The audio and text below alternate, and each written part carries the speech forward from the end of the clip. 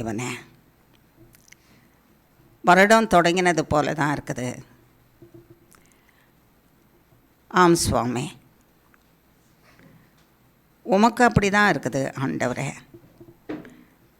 நேற்று கழிந்த நாளை போலவும் நேற்று கழிந்த இரவை போலவும் அப்படி தான் ஜீவனுள்ள தேவனே. வருடம் தொடங்கி இந்த வருடம் முடிய போகிறது. அது நேற்று கழிந்த இரவை போலவும் நேற்று கழிந்த பகலை போலவும் சுவாமி காணப்பட்டாலும் 12 மாதங்கள், 12 மாதங்களிலே 30 நாட்களும் 31 நாட்களும்,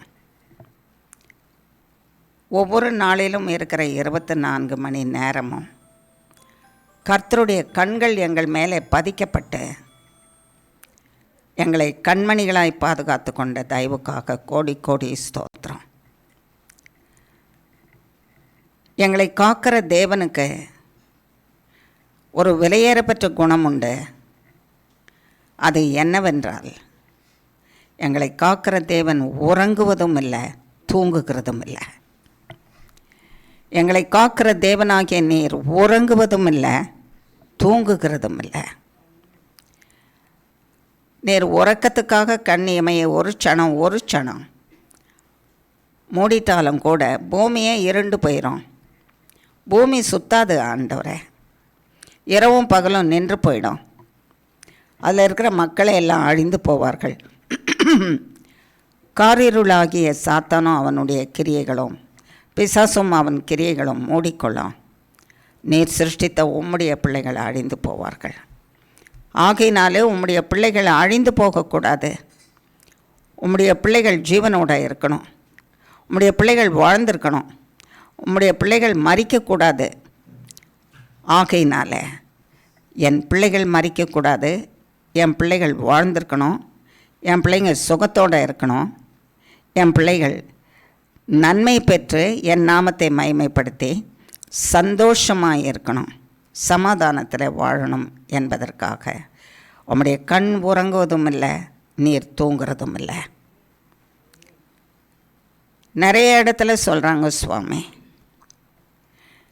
இப்போ நீங்கள் வர முடியாது. மனுஷன் ஆண்டவரே தன்னுடைய ஆலயத்தில் சொல்கிறான், இப்போ நீங்கள் வர முடியாது தேவனிடத்தில், நாங்கள் ஆலயத்தின் கதவை மூடிட்டோம். இது படுத்து உறங்குற நேரம், எழும்புகிற நேரம், எப்போவோ அது வரைக்கும் நீங்கள் காத்திருக்கணும்னு. எங்கள் தேவனிடத்தில் எந்த நேரத்தில் போனாலும் கதவு திறந்திருக்கும். எந்த இடத்துல இருந்து தேவனை நோக்கி கூப்பிட்டாலும் கர்த்தருடைய செவிகள் திறந்திருக்கும். என் பிள்ளைங்க கூப்பிடுறாங்களே, என் பிள்ளைகளுடைய சத்தம் எனக்கு வந்தது. கதவை தட்டுவது போல என் பிள்ளையின் சத்தம் என் செவிகளை தட்டுகிறது. ஆகையினாலே என் செவிகளை நான் ஒரு க்ஷணம் கூட அடைத்து வைப்பதில்லை, திறந்து வச்சிருக்கிறேன்னு சொன்னேன். ஆகையினாலே எங்களுடைய கூப்பிடுதல் 24 மணி நேரமும் எங்கள் கூப்பிடுதலுக்கு உம்முடைய செவிகளை நீர் திறந்து வைத்திருக்கிற தேவனே, உமக்கு கோடி கோடி ஸ்தோத்திரம். உம்முடைய பிள்ளைகளுக்கு ஒரு தீங்கும் வராதபடிக்கு, அழிந்து போகாதபடிக்கு, மரணமும் இருளும் கார இருளும் கவ்விக்கொள்ளாதபடிக்கு உம்முடைய கண்களை பதித்து வைத்திருக்கிறீரே, கோடி கோடி ஸ்தோத்திரம் ஆண்டவரே. சர்வ வல்லமுள்ள தேவனே, பிள்ளைகளுக்காக நீர் காரியங்களை நடத்துகிறவராக இருக்கிறீரே. உம்முடைய புயபலன், உம்முடைய வல்லமை, உம்முடைய மகத்துவம், உம்முடைய வாயின் வார்த்தையிலிருந்து புறப்பட்டு வருகிற மகத்துவம், உம்முடைய வார்த்தையிலிருந்து புறப்பட்டு வருகிற மகத்துவம், உம்முடைய நாமத்திலிருந்து புறப்பட்டு வருகிற மகத்துவம் வல்லமை, உம்முடைய இரத்தத்திலிருந்து புறப்பட்டு வருகிற மகத்துவம் வல்லமை, உம்முடைய சரீரத்திலிருந்து புறப்பட்டு வருகிற மகத்துவம் வல்லமை, இவைகள் எல்லாவற்றையும் யாருக்கென்று கொடுத்திருக்கிறீர்? எங்களுக்கென்று தான் கொடுத்திருக்கிறீர். இவைகள் எல்லாவற்றையும் எங்களுக்கு தான் கொடுத்திருக்கிறீர். உம்முடைய வாயின் வார்த்தையும் உம்முடைய மகத்துவமும் உம்முடைய வல்லமையும் சர்வ வல்லமுள்ள தேவனே, எங்களுக்காக எங்கள் பேரிலே எங்கள் மீது 24 மணி நேரமும் அனுதினமும் வருடம் முழுவதும் ஆண்டவரே செயல்பட்டு கொண்டு இருந்ததற்காக ஸ்தோத்திரம். இப்பொழுதும் செயல்படுகிறதற்காக ஸ்தோத்திரம். ஜீவகாலம் முழுவதும் செயல்படுகிறதற்காக உமக்கு கோடி கோடி ஸ்தோத்திரம். சர்வ வல்லமுள்ள தேவனே, இந்த தேவனுடைய மகத்துவமுள்ள கரத்தில் எங்களை திரும்பமாக ஒப்புவிக்கிறோம். வருடம் கடந்து போயிற்று. கர்த்தர் கொடுத்த வாக்குத்தத்தங்கள் எல்லாம் முடிந்து போயிற்று. இனி நாங்கள் புதிய வாக்குத்தத்தத்துக்கு காத்திருக்கணும். அந்த வாக்குத்தத்தம் என்ன வருமோ தெரியாது என்பதாக இல்லை. கர்த்தர் சொன்ன வார்த்தை, கர்த்தர் கொடுத்த வாக்குத்தத்தம் பூமியின் முடிவு பரியந்தமும் இயேசு கிறிஸ்துவின் நாமத்தினாலே எங்கள் பேரிலே ஆம் என்றும் ஆமென் என்றும் நிலைத்திருக்கிறதற்காக கோடி கோடி ஸ்தோத்திரம். நீர் சொன்ன ஒவ்வொரு வார்த்தையும் ஒவ்வொரு வார்த்தைகளும் பூமியின் முடிவு பரியந்தமும் அப்பா பிதாவே, இந்த பூமியிலே நாங்கள் வாழ்ந்து உம்முடைய நாமம் மகிமைக்காக நித்திய ஜீவனை சுதந்திரத்துக் கொள்ளும் பரியந்தமும் எங்களுக்கு ஆம் என்றும் ஆமென் என்றும் எங்கள் பேரிலே நிலைத்திருக்கிறதற்காக கோடி கோடி ஸ்தோத்திரம். சர்வ வல்லமுள்ள தேவனே, அந்த தேவனாகிய நீர் எங்களை பார்த்து சொன்னீர், பயப்படாதே, நான் உன்னோட இருக்கிறேன். திகையாதே, நான் உன் தேவன். நான் உன்னை பலப்படுத்தி உனக்கு சகாயம் பண்ணுவேன். என் நீதியின் வலது கரத்தினாலே உன்னை தாங்குவேன். நீ பயப்படுகிற பயத்துக்கு நான் உன்னை ஒப்பு கொடுக்க மாட்டேன். உன்னை பஞ்சத்துக்கும் கொள்ளை நோய்க்கும் பட்டயத்துக்கும் மனுஷருடைய கோபத்துக்கும் மனுஷருடைய எரிச்சலுக்கும் பழிவாங்குதலுக்கும் நான் உன்னை ஒப்பு கொடுக்க மாட்டேன். அவர்கள் ஒரு வழியாய் திரண்டு வந்தாலும் அவர்கள் 7 வழியாய் ஓடிப்போவார்கள். ஆகையினாலே அதை செய்கிற மகத்துவமுள்ள தேவனாகிய நான் உன்னோட இருக்கிறேன், பயப்படாதே. நீ பயப்படுகிற காரியம் உனக்கு நேரிடாது. என் கிருபை உன்னை விட்டு விலகுவதும் இல்லை, நான் உன்னை கைவிடுவதும் இல்லைன்னு சொன்னீர் ஆண்டவரே. Thank you Jesus. உமக்கு கோடி கோடி ஸ்தோத்திரம். இந்த வார்த்தைகள் நித்திய ஜீவ காலத்துக்கு நித்திய ஜீவனோடு இருந்து நித்திய வல்லமையோடு எங்களை பாதுகாத்து கொண்டு இருக்கிறதுனால நாங்கள் வாழ்ந்து கொண்டு இருக்கிறோம். இந்த வார்த்தையை எங்களிடத்திலிருந்து யாரும் எடுத்துக்கொள்ளவே முடியாது. தேவனுடைய இந்த நல்ல வார்த்தைகள், இந்த நல்ல வாக்குத்தத்தங்களாகிய வார்த்தைகள், நல்ல ஆசீர்வாதங்களை கள்ளனும் திருடனும் ஆகிய சாத்தானும் பிசாசும் எங்களிடத்திலிருந்து எடுத்துக்கொண்டு போகவே முடியாது. ஏனென்றால் அவன் தேவனிடத்தில் வரவும் முடியாது, தேவனுடைய வல்லமை உள்ள வார்த்தைக்கு முன்னால் நிற்கவும் முடியாது. அவன் தேவனுடைய வார்த்தையின் சமூகத்தில் வந்தால் அவன் எரிந்து போவான், அவன் காணக்கூடாமல் அழிந்து போவான். ஏனென்றால் வேத வசனத்தில் கர்த்தர் சொல்லியிருக்கிறாரு, உன்னை அகாலமான பாதாளத்தில் தள்ளி உன்னை சாம்பலாக்கி போட்டார் என்று. ஆகையினாலே அப்படிப்பட்ட ஒரு சாம்பல் தேவனுடைய வார்த்தைக்கு முன்னதாக அழிக்கப்பட்டு சாம்பலாக்கப்பட்டு போன சத்ருவாகிய பிசாசானவன் கர்த்தராகிய தேவன் எங்களுக்கு கொடுத்திருக்கிற நல்ல வாக்குத்தத்தங்களாகிய வார்த்தைகளை எங்களிலிருந்து அழித்து போடவே முடியாது. அவைகள் எங்களிலே ஜீவகாலம் முழுவதும் நிலைத்திருக்கிறதற்காக உமக்கு கோடி கோடி ஸ்தோத்திரம். உம்முடைய வார்த்தைகள் எங்களை சுற்றிலும் அக்கினி மதிலாக பாதுகாத்து கொண்டு இருக்கிறதற்காக உமக்கு கோடி கோடி ஸ்தோத்திரம். இதுவரைக்கும் பாதுகாத்தீர், எப்பொழுதும் எங்களை அப்படி பாதுகாத்து கொள்கிறோம். ஆண்டவரை எப்பொழுதும் பாதுகாத்து கொள்வீர், அதற்காக கோடி கோடி ஸ்தோத்திரம். உம்முடைய வார்த்தைகள் அக்கினி, உம்முடைய வார்த்தைகள் எங்களை சுற்றிலும் வேலியாக இருந்து பாதுகாக்கிறது.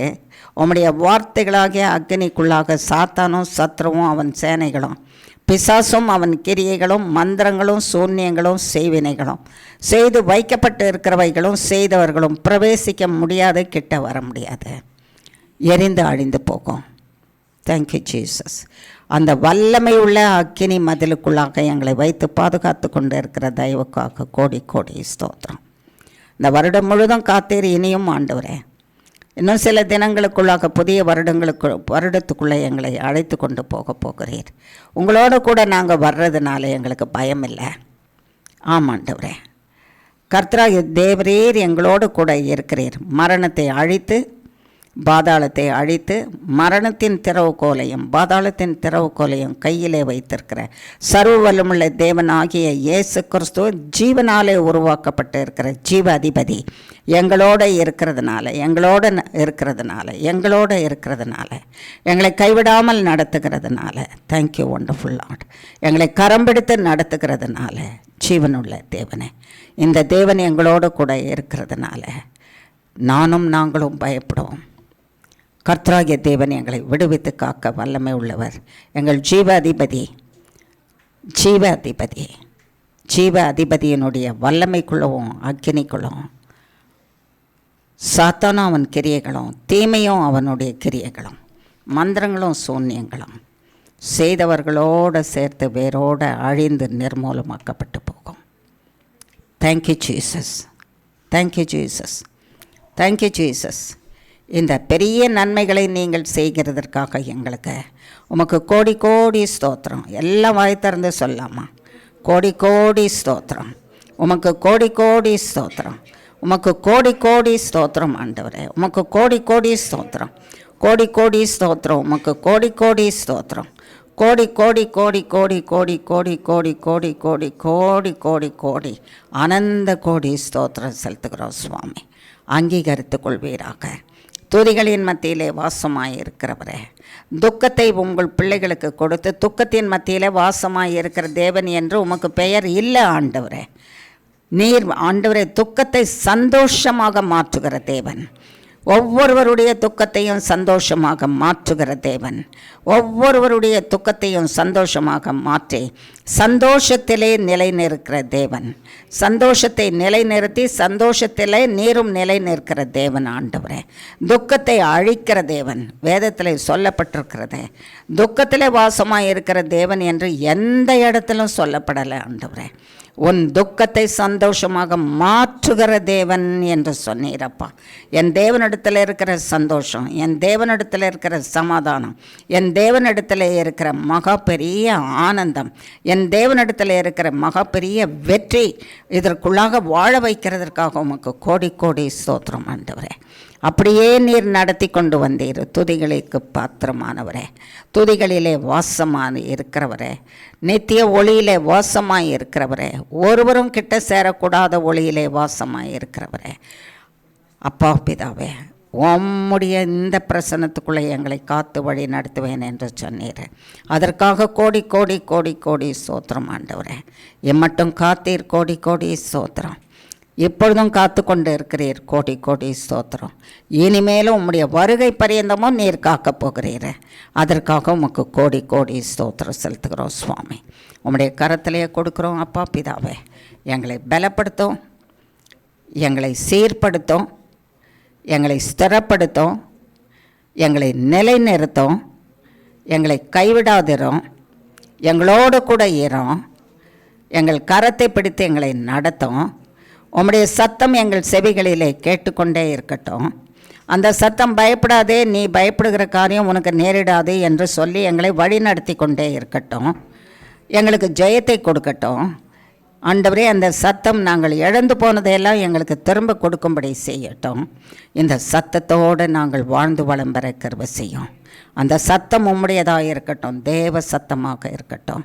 உம்முடைய கரத்தில் எங்களை கொடுக்குறோம் சுவாமி, பொறுப்படுத்திக்கொள்ளும். இவைகள் எல்லாவற்றையும் செய்கிற தேவனாகிய நீர் எங்களோட இருக்கிறதுனால சத்ரு எங்களை நெருங்க முடியாதுன்னு சொல்லியிருக்கிறீர். ஆனால் எப்பொழுது சத்ரு எங்களை நெருங்குவான் என்றால், நாங்கள் உங்கள் வார்த்தையை விட்டு வெளியே போகும்போது, நீர் சொல்லுகிற காரியத்தை செய்யாமல் இருக்கும்போது, உமக்கு நீர் விரும்புகிற காரியத்தில் இருந்து நாங்கள் வெளியே போகும்போது, நாங்களே தேவ வார்த்தையை எடுத்து எங்கள் உள்ளத்தில் இருந்து வெளியே போடும்போது, கர்த்தர் எப்பொழுது செய்ய போகிறார், அவர் செய்ய போகிறது இல்லைன்னு நாங்கள் அவிசுவாசத்திலே நினைக்கும் பொழுது சொல்லும் பொழுது, நாங்கள் ஆண்டவரே கர்த்தரை விட்டு வெளியே போகிறதுனால சத்ரு எங்களை தொட்டு தீங்கு செய்கிறான். அப்படிப்பட்ட காரியங்களை நாங்கள் செய்துட்டோம், பேசிட்டோம் ஆண்டவரே. அநேக நேரத்தில் அப்படி பேசினோம், அநேக நேரத்தில் நாங்கள் அப்படி செய்தோம், அநேக நேரத்தில் நாங்கள் நடந்து கொண்டோம். தேவனாலே இது முடியாது, தேவன் செய்ய போகிறது இல்லைன்னு சொல்லி ஆண்டவரே நாங்கள் அவநம்பிக்கையிலே நாங்கள் எங்கள் வார்த்தையினாலே அறிக்கை பண்ணி எங்களுக்கு பாவத்தை சம்பாதித்து கொண்டோம். அப்படிப்பட்ட காலத்தில் ஏற்பட்ட தீமைகள் துன்பங்கள் எல்லாம் எங்களை பின்தொடர்ந்து வருது. நாங்கள் அதுக்குள்ளே வாழ்ந்துட்டுருக்குறோம். எங்கள் கண்ணீருக்கு காரணம் நாங்களே, எங்கள் தீமைக்கு காரணம் நாங்களே, எங்கள் துன்பத்துக்கு காரணம் நாங்களே, எங்கள் துயரத்துக்கு காரணம் நாங்களே, எங்களுக்கு இன்னும் காரியம் வாய்க்காமல் இருக்கிறதுக்கு காரணம் நாங்களே. ஆனால் கர்த்தராகிய நீர் எங்களை பார்த்து சொன்னீரே, இப்பொழுதும் உனக்கு தருணத்தை கொடுக்குறேன், நீ என்னிடத்துல வா. இப்பொழுதும் உனக்கு தருணத்தை கொடுக்குறேன், என்னிடத்துல வா. என்னிடத்துல வந்து நீ அறிக்கை பண்ண. தேவனாலே முடியாதுன்னு சொன்னதையெல்லாம் மன்னிச்சிடுங்க ஆண்டவரே, நான் அறிக்கை பண்ணேன். நீ தேவனோட கூட இருக்கிற பிரசன்னத்திலேருந்து வெளியே போனதை அறிக்கை பண்ண. மன்னியும் ஆண்டவரே என்று கேள். நீ அறிக்கை பண்ணின வார்த்தை, நீ சொன்ன வார்த்தை, நீ நினைத்த வார்த்தை, நீ மனுஷரிடத்துல பேசின வார்த்தை, உனக்கு விரோதமாகவே நீ தீங்கு செய்து கொண்ட வார்த்தை தேவனை புண்படுத்தத்தக்கதாக, தேவனே உங்களால் முடியாது, நீர் சர்வ வல்லமுள்ள தேவன் சொல்கிறீர், ஆனாலும் உங்களால் செய்ய முடியாதுன்னு சொன்ன வார்த்தைகளை மன்னிங்க மன்னிங்க மன்னிங்க. நாங்களே எங்களுக்கு தீங்கை உண்டாக்கி கொண்டோம். அந்த மன்னிங்க மன்னிங்க மன்னிங்க, அந்த வார்த்தைகளை மன்னிங்க, அந்த நினைவுகளை மன்னிங்க, அவிசுவாசத்தை மன்னிங்க ஆண்டவரே. பொல்லாத வார்த்தைகளிலும் பொல்லாத மனுஷருடைய வார்த்தைகளும் கேட்டு அவங்க பின்னணியத்தில் போய் அவர்களுடைய கூட்டத்தில் அவங்க கூடாரத்தில் உட்கார்ந்துருந்ததை மன்னிங்க மன்னிங்க மன்னிங்க மன்னிங்கன்னு கேட்குறோம் சுவாமி. ஏன்னா நீங்கள் எங்களுக்கு சொல்லியிருக்கிறீரு, வருத்தப்பட்டு பாரம் சுமக்கிறது உங்கள் தப்பிதனால தான், என்னால் அல்ல. தேவனாகிய நான் உங்களுக்கு பிரச்சனையை உண்டு பண்ணுகிறவர் அல்ல. கர்த்தராகிய நான் உங்களுக்கு பிரச்சனையும் தீமையும் உண்டு பண்ணுகிறவர் அல்ல. உங்களுடைய பிரச்சனைகளை எல்லாவற்றையும் நான் நீக்கி போடுகிற தேவன். ஆகையினாலே உங்களால் நீங்கள் சம்பாதித்து கொண்ட அந்த பிரச்சனைகளை சுமக்க முடியாது இருக்கிறதுனால இப்பொழுதும் நான் உங்களுக்கு அழைப்பு கொடுக்குறேன். என் மக்களே என் மக்களே என் மக்களே, நான் சிருஷ்டித்த என் மக்களே, நீங்கள் நன்றாய் இருக்க வேண்டும், உங்கள் பாவம் மன்னிக்கப்பட வேண்டும் என்று உங்களுக்காக நான் ரத்தம் சிந்தி பிராயசித்தம் செய்திருக்கிறேன். என்னிடத்தில் வாருங்கள் என்று நான் உங்களை அழைக்கிறேன்.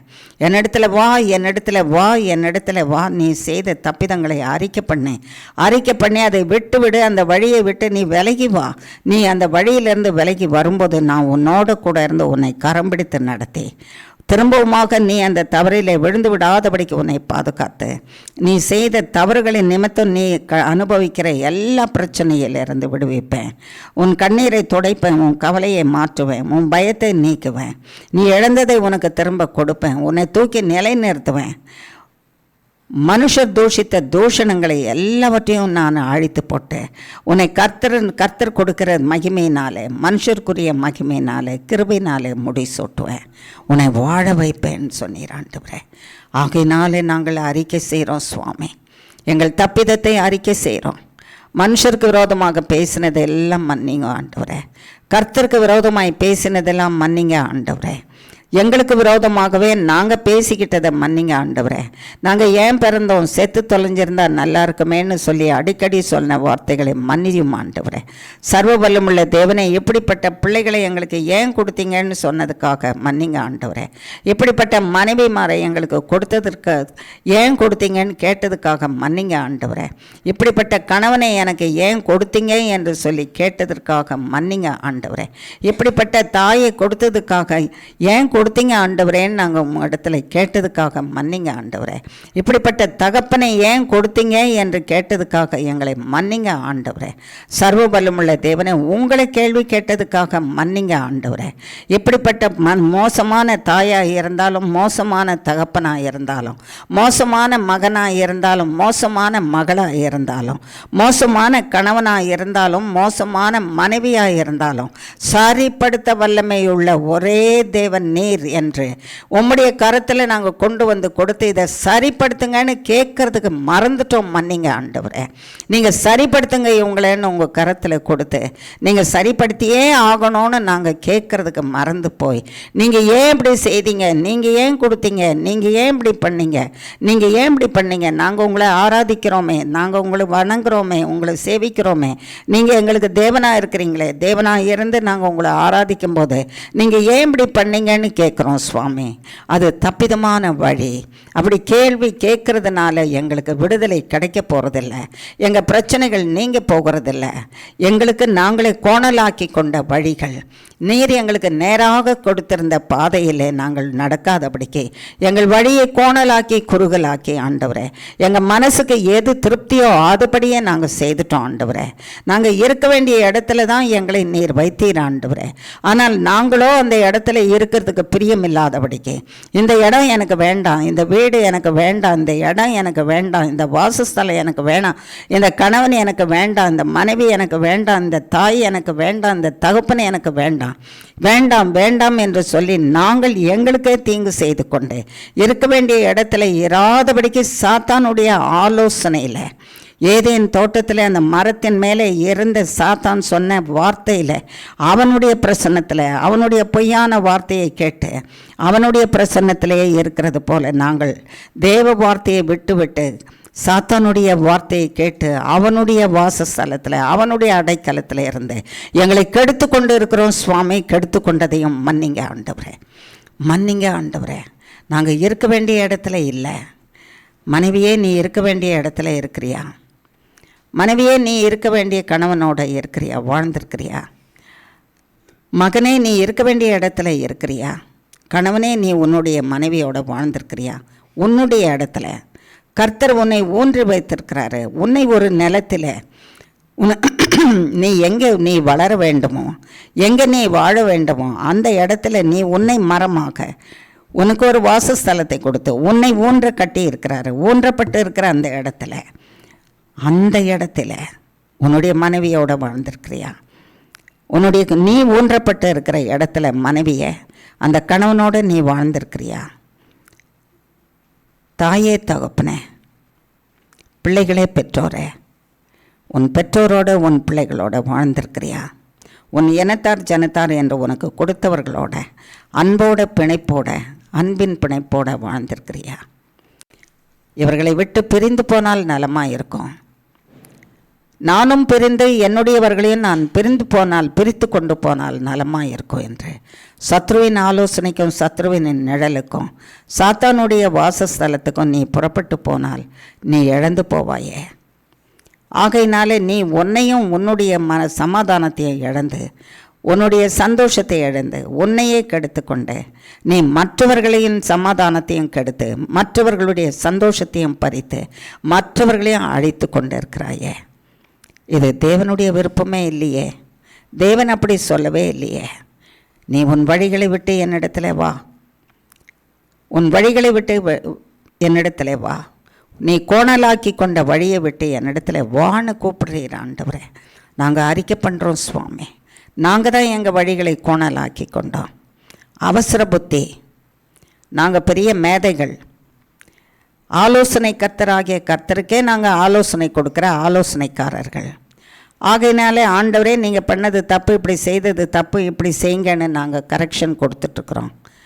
நாங்கள் கர்த்தருக்கு கரெக்ஷன் கொடுக்குற வரைக்கும் எங்கள் வழி சரியாவது இல்லைன்னு சொன்னீரேன். கர்த்தாவே, நாங்கள் உம்மிடத்தில் ஒப்புவிக்கிறோம். எங்களை நீர் எங்களுக்கு வகுத்த வழியில் எங்களை கொண்டு போய் வைத்து நீர் எங்களை கட்டும் என்று நாங்களை ஒப்பு கொடுக்கும்போது தான் நீர் தான் எங்கள் கோணலான வழியை சரிப்படுத்துகிற தேவன். உங்களால் முடியும். ஆகையினால நீர் சொன்னீரப்பா, நீ கெடுத்து கொண்ட உன் வாழ்க்கை, நீ கோணலாக்கி கொண்ட உன்னுடைய பாதை, நீயே சாதுரியம் உள்ளவன் என்று உன்னை ஞானவானாக்கி கொண்ட தாறுமாறான பாதைகள் எல்லாவற்றையும் விட்டு விலகி என்னை சீர்படுத்தும் ஆண்டவரே, என்னை சரிப்படுத்தும் ஆண்டவரே. உம்முடைய கரத்தில் ஒப்புவிக்கிறேன். என்னை சிருஷ்டித்தவருக்கு உமக்கு தான் தெரியும். நான் பிறக்கிறதுக்கு முந்தையே உமக்கு தெரியும் நான் எப்படி இருந்தேன்னு. நான் உங்கள் உள்ளத்தில் இருந்தேன். நான் யாருன்றது நான் பிறக்கிறதுக்கு முந்தையே உங்களுக்கு தெரியும், எனக்கு தெரியாது. என் பெற்றோருக்கு தெரியாது, என்னை பெற்றவர்களுக்கு தெரியாது, என் முன்னோருக்கு தெரியாது, என் தாத்தா பாட்டிக்கு நான் யாருன்னு தெரியாது. நான் யாருன்னு தெரியாது இருக்கும்போதே நான் யாருன்னு உங்களுக்கு தெரியும். ஆமாண்டவரே, நான் யாருன்னு உங்களுக்கு தெரியும். ஆகையினால நீர் சொல்கிறீர், நீ என்னுடையவன் என்னுடையவள் என்று. என்னுடைய சித்தத்தின்படி, என்னுடைய விருப்பத்தின்படி என்னோடு கூட நான் உன்னை வைத்திருக்கிற இடத்துல நீ வாழ்ந்துரு. என் வார்த்தைக்கு கீழ்ப்படிந்து வாழ்ந்துரு. அப்பொழுது உன் வழிகள் எல்லாம் சரியாயிடும். கோணலான வழிகள் சரியாயிடும். உன்னுடைய வேண்டுதல்கள் எல்லாம் நிறைவேற்றப்படும். உன் வியாதிகள் அழியும். உனக்கு சுகம் உண்டாகும். மரணங்கள் நீங்கும். மரண வழிகள் நீங்கும். ஜீவ வழிகளில் வாழ்ந்திருப்ப. ஜீவ அதிபதியாகிய இயேசு கிறிஸ்துவோடு நீ வாழ்ந்திருக்க முடியும். பூமியிலும் வாழ முடியும், நித்திய ஜீவனிலும் வாழ முடியும். நீ என்னிடத்துல வான்னு கூப்பிட்டீர் ஆண்டவரே. இப்பொழுதும் எங்களை பார்த்து என்னிடத்துல வா, என்னிடத்துல வான்னு சொல்கிறீர் ஆண்டவரே. நாங்கள் உம்மிடத்தில் வந்து எங்களை ஒப்புவிக்கிறோம் சுவாமி. நாங்கள் கோணலாக்கி கொண்ட வழி, எங்களையே மேதையாக்கி கொண்ட வழி, எங்களையே நாங்கள் பெரிய மனுஷராக நினைத்து கொண்ட வழி, நாங்கள் ஒன்றுமில்லாமல் ஜீரோவாக இருக்கும்போதே நாங்கள் பெரியவங்களாக எங்களை கருதின வழி ஆண்டவரே, எங்களுக்கு நாங்களே புத்திமான்களாய் செய்த வழி எல்லாவற்றையும் எங்களுக்கு மன்னிச்சிருங்க ஆண்டவரே. இயேசு கிறிஸ்துவின் இரத்தத்தினால மன்னிங்க. இயேசு கிறிஸ்துவின் இரத்தத்தினால மன்னிங்க. கேட்கலாமா வாய் திறந்து எல்லாரும்? இயேசு கிறிஸ்துவின் இரத்தத்தினால மன்னிங்க. இயேசு கிறிஸ்துவின் இரத்தத்தினால எங்களை மன்னிங்க. இயேசு கிறிஸ்துவின் இரத்தத்தினால எங்களை மன்னிங்க. இயேசு கிறிஸ்துவின் இரத்தத்தினால எங்களை மன்னிங்க. இயேசு கிறிஸ்துவின் இரத்தத்தினால எங்களை மன்னிங்க. இயேசு கிறிஸ்துவின் இரத்தத்தினால எங்களை மன்னிங்க. இயேசு கிறிஸ்துவின் இரத்தத்தினால எங்களை மன்னிங்க. இயேசு கிறிஸ்துவின் இரத்தத்தினால எங்களை மன்னிங்க ஆண்டவரே. இயேசு கிறிஸ்துவின் இரத்தத்தினால எங்கள் வாழ்க்கையை சீர்படுத்துங்க, எங்கள் பாதையை சீர்படுத்துங்க. இயேசு கிறிஸ்துவின் இரத்தத்தினால எங்களுக்கு ஆரோக்கியத்தை கொடுங்க. இயேசு கிறிஸ்துவின் இரத்தத்தினால மரணத்தை அழிங்க. இயேசு கிறிஸ்துவின் இரத்தத்தினால ஜீவனை கொடுங்க. இயேசு கிறிஸ்துவின் இரத்தத்தினால உங்கள் நாம மகிமைக்காக வாழ்ந்திருக்க கிருபை செய்யுங்க.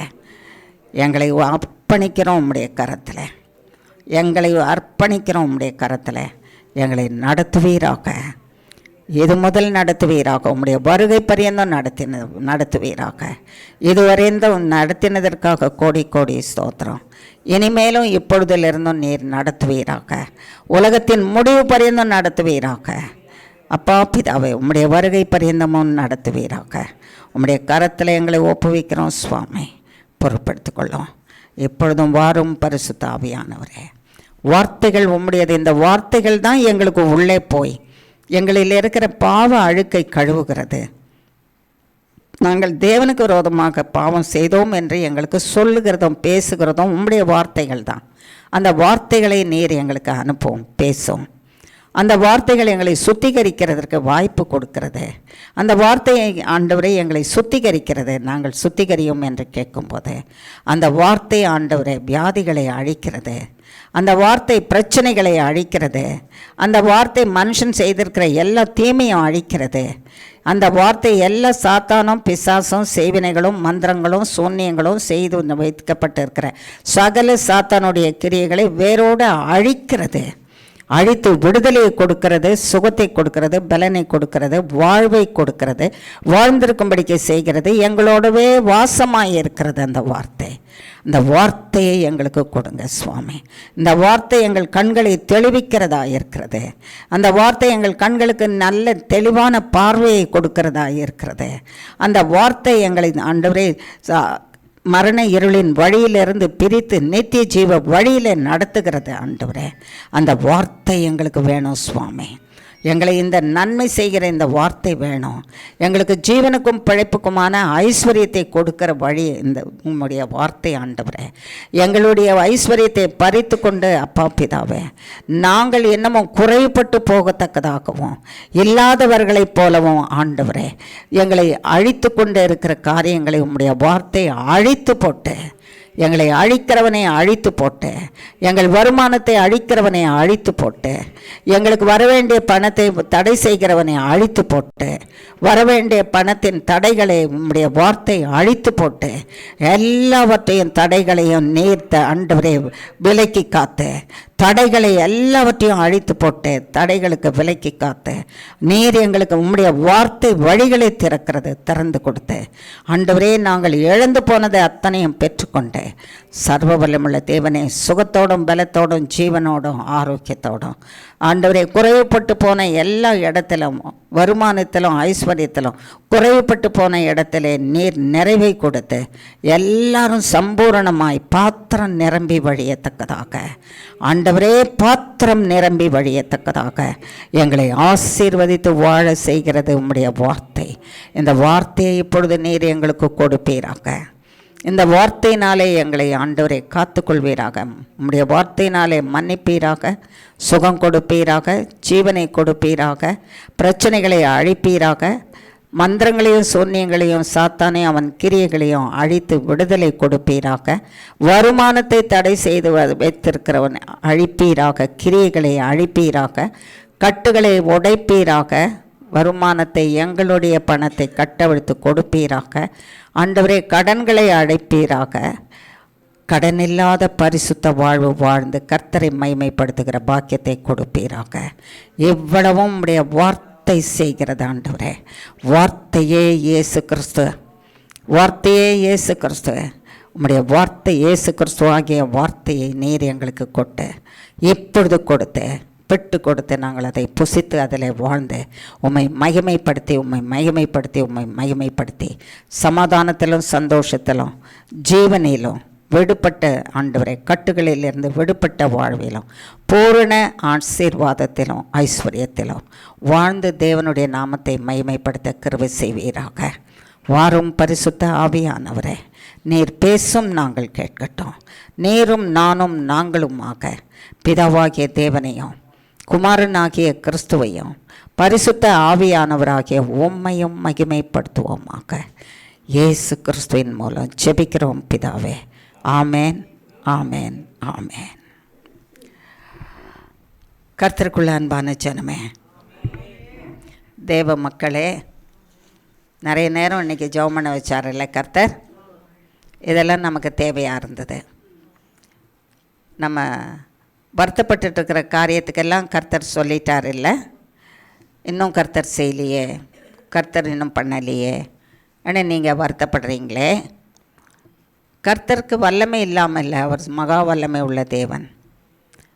அவர் செய்கிறதுக்கு தடையாக இருக்கிற காரியெல்லாம் நாமே கெடுத்துக்கொண்ட காரியம். நாம் சரியாக போகாத வழியில் போனதுனால ஏற்பட்ட காரியம் நாமே கெடுத்துக்கிட்டோம்.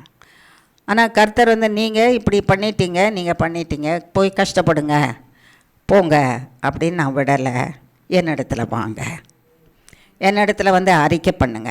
நான் இப்படி நடந்துட்டேன், நான் இப்படி பேசிட்டேன், நான் இப்படி செய்துட்டேன், என்னுடைய காரியங்கள் எப்படி இருக்குது எனக்கு தெரியலை, நான் இப்படி நடந்தேன், அது நடந்ததனுடைய வழிகளை எல்லாம் நான் இப்போ அனுபவிக்கிறேன், இதை மன்னிச்சிடுங்கன்னு கேட்டால் மன்னிக்கிறதுக்கு நான் தயை பெருத்தவராக இருக்கிறேன். ஆகையினால மன்னிப்பு கேளுங்கன்னு சொன்னார். மன்னிப்பு கேட்டிருக்கோமா? இயேசுவின் ரத்தத்தினாலே நம்மை கழுவியிருப்பாரா? கழுவியிருப்பார். ஏன்னா கர்த்தர் என்ன சொல்கிறாரு? மனுஷனே நீ ஏன் சாக வேண்டும் கேட்குறாருல்ல. மனுஷனே நீ ஏன் சாக வேண்டும். அந்த ஒரு வசனத்தை வாசிக்கலாமா? எசேக்கியேலின் புஸ்தகத்தில்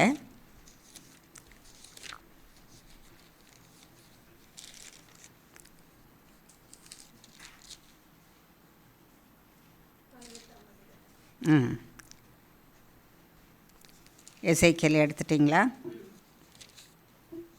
அதிகாரம் 18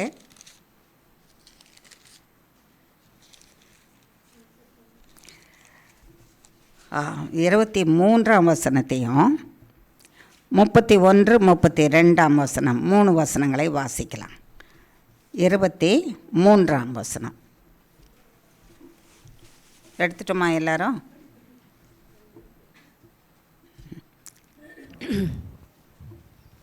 துன்மார்க்கன் சாகிறது எனக்கு எவ்வளவேனும் பிரியமோ, அவன் தன் வழிகளை விட்டு திரும்பி பிழைப்பது அல்லவோ எனக்கு பிரியம் என்று கர்த்தராகிய ஆண்டவர் சொல்லுகிறார். என்ன அருமையான தேவன்ல. நீதிமான் சாகிறது எனக்கு பிரியமான்னு சொல்லி கேட்டிருந்தா நியாயம்.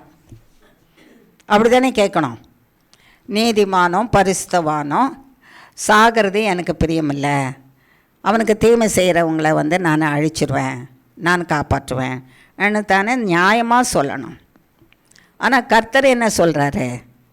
துன்மார்க்கன் சாகிறது எனக்கு எவ்வளோ வேணும் பிரியமோ. எவ்வளோ வேணும்னா இவ்வளோ கூட பிரியம் இல்லை. ஒரு பின்னினுடைய நுனியை சொன்னோன்னா நம்ம சயின்ஸ் படிச்சிருந்தா சொல்லலாம். நம்ம அணு, ஒரு ஆட்டம் அந்த அளவுக்கு கூட யார் சாகிறது பிரியம் இல்லையா? துன்மார்க்கன் அந்த அளவுக்கு கூட செத்துட்டோம் பரவாயில்லன்னு சொல்லாத தேவன், தேவனையே நம்பி இருக்கிற நீ, தேவனுடைய பிள்ளையாக இருக்கிற உன்னை, இயேசு கிறிஸ்துவின் ரத்தத்தினால கழுவப்பட்டிருக்கிற உன்னை சாக ஒப்பு கொடுத்துருவாரா? அல்லேலூயா. என்னை சத்ருவின் வெறுப்புக்கு மரணத்துக்கு ஒப்பு கொடுக்காத சர்வ வல்லமுள்ள தேவன், துன்மார்க்கன் சாகிறதை விரும்பாத சர்வ வல்லமுள்ள தேவன், அவரை நம்பியிருக்கிற பிள்ளையாகிய என்னை சாவதற்கு ஒப்பு கொடுக்காத தேவன். ஆமென். இப்படிப்பட்ட தேவனை வேற எங்கேயும் பார்க்க முடியாது. இந்த தேவனை இயேசு கிறிஸ்துவில் தான் பார்க்க முடியும். இயேசு கிறிஸ்துவாக தான் இருக்கிறாரு. அவன் என்ன செய்யணும்னு விரும்புகிறாரு அந்த இடத்துல. அவன் சாகிறது எனக்கு எவ்வளோ வேணும் பிரியமோ பிரியம் இல்லை. அவன் என்ன செய்யணும்? அவன் எதை விடணுமா? அவன் தன் வழியை விட்டு, துன்மார்க்கமாய் நடக்கிற வழியை விட்டு திரும்பி ஆண்டவர்கிட்ட வந்து, ஆண்டவரே நான் தப்புலாம் இப்படி பண்ணிட்டேன், தப்பு பேசிட்டேன், தப்பாக நடந்துட்டேன், தப்பான ஆலோசனை கொடுத்துட்டேன், தப்பாக செய்கிறதுக்கு உதவி செய்துட்டேன், இப்படியெல்லாம் நான் பண்ணிட்டேன், என்னை மன்னிச்சிடுங்கன்னா அதான் திரும்புறது, அந்த வழியை விட்டு திரும்புறது. அப்படி வழியை விட்டு திரும்பி அந்த வழியை நம்ம என்ன செய்ய மாட்டோம். அப்படி செய்யாமல் இருக்கும்போது நாம் யாருடைய மந்தைக்குள்ளே வந்துடுறோமா? இயேசு கிறிஸ்துவின் வார்த்தைக்குள்ளே, அவருடைய வார்த்தை, அவருடைய கீழ்ப்படிதலுக்குள்ளே நம்ம வந்துடுறோமா? அப்படி அவர் கீழ்ப்படிதலுக்குள்ளே வந்துட்டதுனால நம்மளை அப்படியே காப்பாற்றுறாராம். நம்ம என்ன செய்கிறாரா? அப்படியே காப்பாற்றுறாரு. அப்போ தீமை செய்கிறவன் ஒருத்தந்தான், அவனுக்கு தான் பேர் கர்த்தர் சாத்தான் என்றும் பிசாசு என்றும் கொடுத்துருக்கிறாரு. தீமை செய்வன் மனுஷனுக்கு தீமை செய்கிறவனுக்கு பேர் என்ன? சாத்தானோ பிசாசம். அவனுக்கு மனுஷரை எப்பொழுதும் தீமை செய்யணும், அழிக்கணும், துன்மார்க்கமான காரியத்தை செய்ய வைக்கணும். எது தேவனுக்கு பிரியமில்லையோ அதை செய்ய வைக்கிறாங்க. ஏன் தேவனுக்கு பிரியமில்லை? எந்தெந்த காரியத்தை மனுஷன் செய்வானோ அதை செய்தால் அவன் செத்து போவான், அழிஞ்சு போயிடுவான். அதை செய்யாதே, நீ சாகாதபடிக்கு அந்த காரியத்தை செய்யாதேன்னு கர்த்தர் சொல்கிறாராம். ஆனால் சாத்தானும் பிசாசும் என்ன செய்கிறானா? அதை செய் அப்படின்னு சொல்கிறானா. எதுக்காக? நீ சாகணும். அப்போ உன்னை நீ சாகணும்னு விரும்புகிறவன் யார் தான்? சாத்தானும் பிசாசுமானவன். ரெண்டு பேருமே அவருக்கு கர்த்தர் கொடுத்துருக்கிறாரு. அவன் பிசாசாகவும் இருக்கிறான், அவன் சாத்தானாகவும் இருக்கிறான்.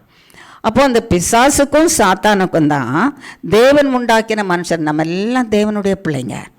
அவர் ஜீவ அதிபதி, அவருடைய ஜீவன் தான் நமக்குள்ளே இருக்குது. அந்த ஜீவன் இருக்கிறதுனால தான் உயிரோடு இருக்கிறோம் நம்ம. ஆகையினால அவருடைய ஜீவன் நமக்குள்ளே இருக்கிறது, அவருடைய ஜீவ வித்து நமக்குள்ளே இருக்கிறதுனால ஜீவனோடு இருக்கிறோம். ஆகையினால எல்லாரும் தேவனுடைய பிள்ளைங்க. அவன் கருப்பாக இருந்தாலும், அவன் சிவப்பாக இருந்தாலும், அவன் நெட்டையாக இருந்தாலும், அவன் கட்டையாக இருந்தாலும், அவனுடைய ஐஸ்வர்யவானாக இருந்தாலும், அவன் ஏழையாக இருந்தாலும், அவன் வெளியில் பெக்கராக இருந்தாலும், அதாவது பிச்சை கேட்கிற ஒரு மனுஷனாக இருந்தாலும், அந்த பிச்சை கேட்குறவனாக கர்த்தர் உண்டாக்கலை.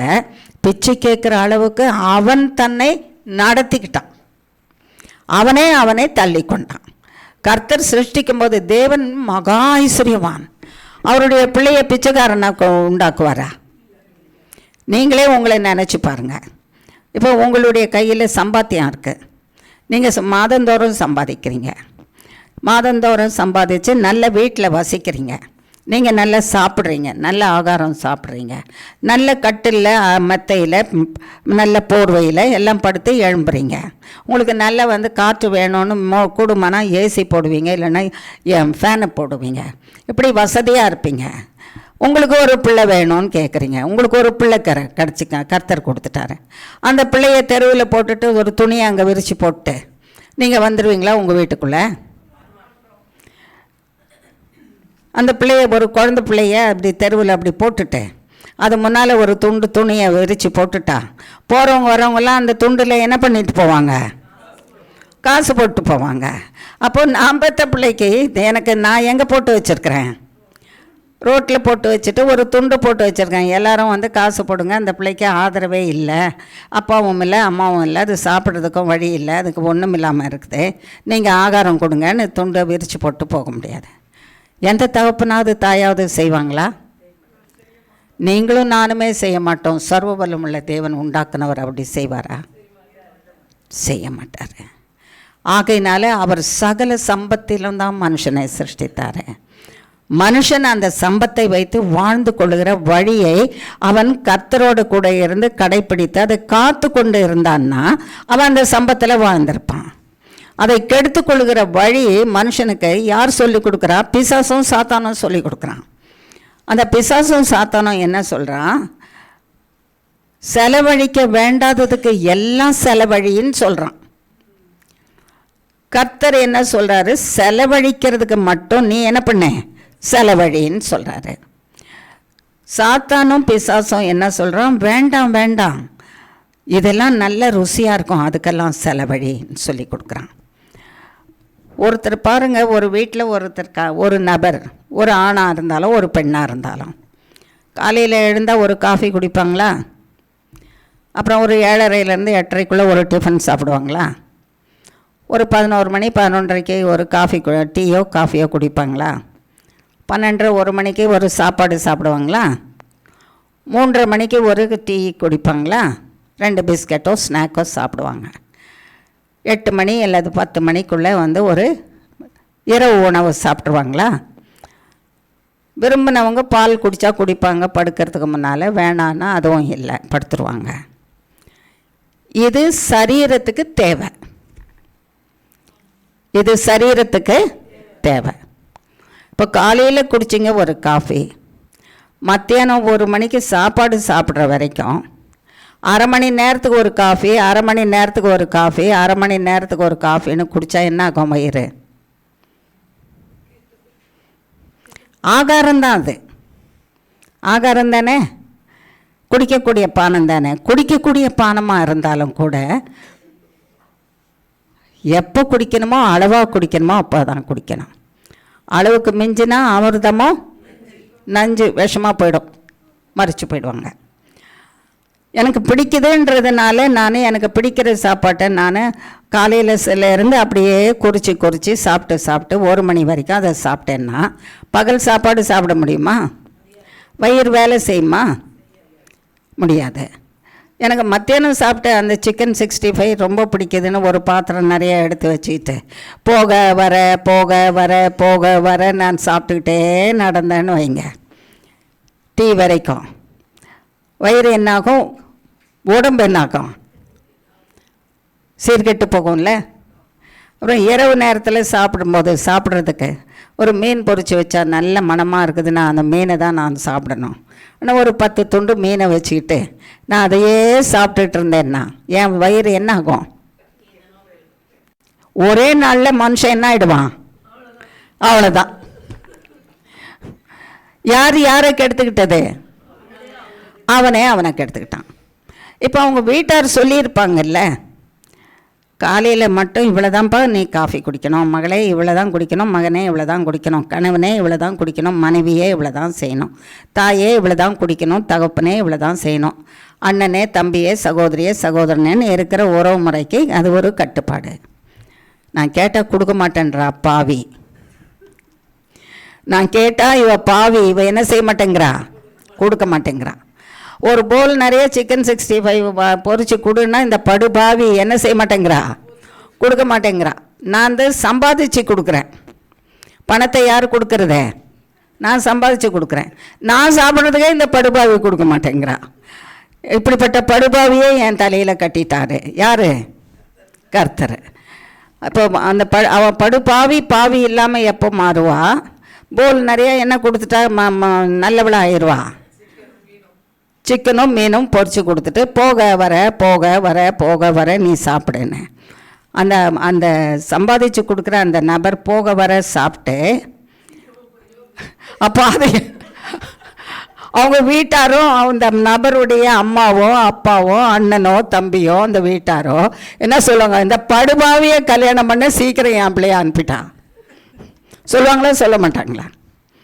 புருஷமார் என்ன சொல்லியிருப்பாங்க, பிள்ளைங்க என்ன சொல்லியிருப்பாங்க? இந்த படுபாவி அம்மா எனக்கு வந்தால் எனக்கு கொடுக்க மாட்டேங்கிறான்னு. புருஷமார் சொல்கிறாங்க, இந்த படுபாவி மனைவி வந்தால் கொடுக்க மாட்டேங்கிறான்னு. மனைவி என்ன சொல்கிறாங்க? இந்த படுபாவி புருஷன் வந்து சம்பாதிக்கிறான் கொடுக்க மாட்டேங்கிறான்னு சொல்கிறாங்க. கொடுத்தா இந்த சீர்கெட்ட நிலைமை. சீர்கெட்டு போன பிறகு எல்லாரும் திரும்பிப்பாங்க அந்த ஒருத்தர் மேலே. இந்த படுபாவி இப்படி கொடுத்து கெடுத்து சாகடிச்சிட்டாலே, சீக்கிரமாக அனுப்பிட்டாலே சொல்லுவாங்களா சொல்ல மாட்டாங்களா? இருந்திருந்து எத்தனை பேருக்கோ நல்ல மருமக கிடச்சிது, இருந்திருந்து எத்தனை பேருக்கோ நல்ல புருஷன் கிடச்சிது, இருந்திருந்து எத்தனை பேருக்கோ நல்ல தாய் தகப்பன் அமைஞ்சாங்க. எனக்கு படுபாவியாக வந்து அமைஞ்சிருக்கிறாங்க, அதனால் எனக்கு எதுவும் கொடுக்க மாட்டேங்கிறாங்க. கொடுத்தே சீர்கெட்டு போகும்படிக்க அழிச்சிட்டா, சீக்கிரமாக அனுப்பிட்டா. இப்படிப்பட்டவளையா எனக்கு கொடுத்தாங்க, இப்படிப்பட்டவனையா எனக்கு கொடுத்தாங்கன்னு. கர்த்தர் ஞானத்தையும் கொடுத்தாரு, பணத்தையும் கொடுத்தாரு, விளைச்சலையும் கொடுத்துருக்காரு. ஞானமாக தேவையான நேரத்துக்கு சாப்பிடுன்னு சொன்னார். அதை பயன்படுத்தணும்ல. அப்போது அதை பயன்படுத்தாமல் நடத்துறது, இப்படி நடக்கிறது கூட துன்மார்க்கம்தான். அவனையே அவன் கெடுத்துக்கொண்டு, அவனையே அவனை அழித்து கொண்டு, அடுத்தவங்க என்ன கெடுத்துட்டாங்கன்னு சொல்கிறது நம்மளுடைய பார்வைக்கே சரியில்லை. தேவனுடைய பார்வைக்கு சரியாக இருக்குமா? சரியாக இருக்காது. அதுதான் துன்மார்க்கமான வழி. அது செய்யாத, அதையெல்லாம் விட்டுடு. தேவன் உனக்கு ஞானத்தை கொடுத்துருக்கேன், உனக்கே தெரியும் எது சாப்பிடணும் எது சாப்பிடக்கூடாது, எதை எந்த அளவுக்கு சாப்பிடணும் எந்த அளவுக்கு சாப்பிடக்கூடாது, யாரோட பழகணும், நீ எங்கே இருக்கணும் அங்கே தான் நீ இருக்கணும். நீ இருக்க வேண்டாத இடத்துல இருந்தால் கட்டாயமாக, வேண்டாத இடத்துல நீ இருந்தாலே வேண்டான்னு சொல்கிற இடமே யாருடைய இடமா இருக்கும்? சாத்தானும் பிசாசும் இருக்கிற இடமா இருக்கும். ஆகையினால்தான் கர்த்தர் என்ன சொல்கிறாரு, சாத்தானும் பிசாசும் இருக்கிற இடத்துல நீ இருந்தால் நீ உன்னை அழிச்சிடுவ, நீ தான் காரணம். ஆனால் என்ன சொல்வ, நீ இருக்கிற இடம் சாத்தான்னு உனக்கு தெரியாது, தெரிஞ்சாலும் அங்கே தான் இருப்ப. ஆனால் என்னை பார்த்து என்ன சொல்வ, தேவனே உன்னை தானே கும்பிடுறேன் தினந்தோறும், என்னை நீ காப்பாற்றலையே, உன்னை கும்பிட்டு என்ன பிரயோஜனம்? நான் கும்பிடுறேன்னு நீ சொல்கிற, யாரோட கை கோத்துட்ருக்குற? சாத்தானோடும் பிசாசோடும். எப்படி வந்து சேரும்? நீ குடிக்கிற பாலில் விஷம் இருந்ததானா? எவ்வளோ பால் நீ ஒரு 20 லிட்டர் பாலை ஊற்றினாலும் கூட ஒரு சின்ன பாட்டிலில் இருக்கிற விஷம் என்ன செய்கிறோம், அதை கெடுத்துரும். ஆகையினால்தான் கர்த்தர் சொல்கிறாரு, இருக்க வேண்டிய இடத்துல இருந்தால் அது உனக்கு அமிர்தம். அமிர்தம்னா உனக்கு ஔஷதம். நீ இருக்க வேண்டாத இடத்துல இருந்தியானா அது விஷம். அந்த இருக்க வேண்டாத இடம் சாத்தானும் பிசாசும் குடியிருக்கிற இடம், அந்த ஆலோசனை கொடுக்குற இடம். அந்த இடம் எந்த இடம்? நீ மனசை திறந்து கொடுத்தியானா இந்த இடத்துல சாத்தானும் பிசாசும் வந்து குடியிருந்தான்னா நீ செய்கிற காரியத்தை சரியில்லைன்னு சொல்லவே மாட்டான், சரின்னு சொல்லுன்னு சொல்லுவான். இப்போ கொஞ்சம் முந்தி கர்த்தர் சொன்னார்ல, நல்லது தான் அவன் சாப்பிட்றான், நான் சம்பாதிச்சு கொடுக்குறேன், நான் கேட்குறபடி கொடுக்க மாட்டேங்கிறாளே. யார் சொல்லி கொடுக்குறா? அப்போ கர்த்தர் சொல்லுவாரானா, என்ன நீ சம்பாதிச்சு தான் கொடுக்குற, நீ வாழறதுக்கு, உயிர் வாழறதுக்கு நீ வேண்டியதை அவ்வளோதான் சாப்பிடணும். நீ இவ்வளோ சம்பாதிச்சு கொடுக்குறேன்னு நீ இவ்வளோ சாப்பிட முடியுமா? முடியாது. எவ்வளோ சம்பாத்தியத்தை கொடுக்கறது நான் தான், சம்பாதிக்கிறதுக்கு ஞானத்தை கொடுக்கறது நான் தான், பலனை கொடுக்கறது நான் தான். அந்த சம்பாத்தியம் சம்பாதித்த பிறகு அதை எப்படி பயன்படுத்தணுன்றதையும் நான் தான் சொல்லி கொடுக்குறேன். அதிகமாக சாப்பிடாதேன்னு சொல்லும்போது கஷ்டமாக தெரியும். 2 சாப்பிட்றது இடத்துல 1 சாப்பிடு அப்படின்னு சொன்னால் கஷ்டமாக தெரியும். படுபாவி, இவன் முன்னால் சாப்பிடவே கூடாது, படுபாவி மனுஷன் இவன் முன்னால் சாப்பிடவே கூடாது, இவன் கண்ணு பட்டாலே என்ன ஆகிடும், ஏதாவது ஒன்று வந்துடும். நம்ம சாப்பிட்றது அங்கே சரியில்லாத சாப்பிட்ருப்போம், அவன் பண்ணை திறந்து இப்படி பார்த்துட்டான். எப்படி பார்த்துட்டான்? அப்படி பார்த்துட்டான்.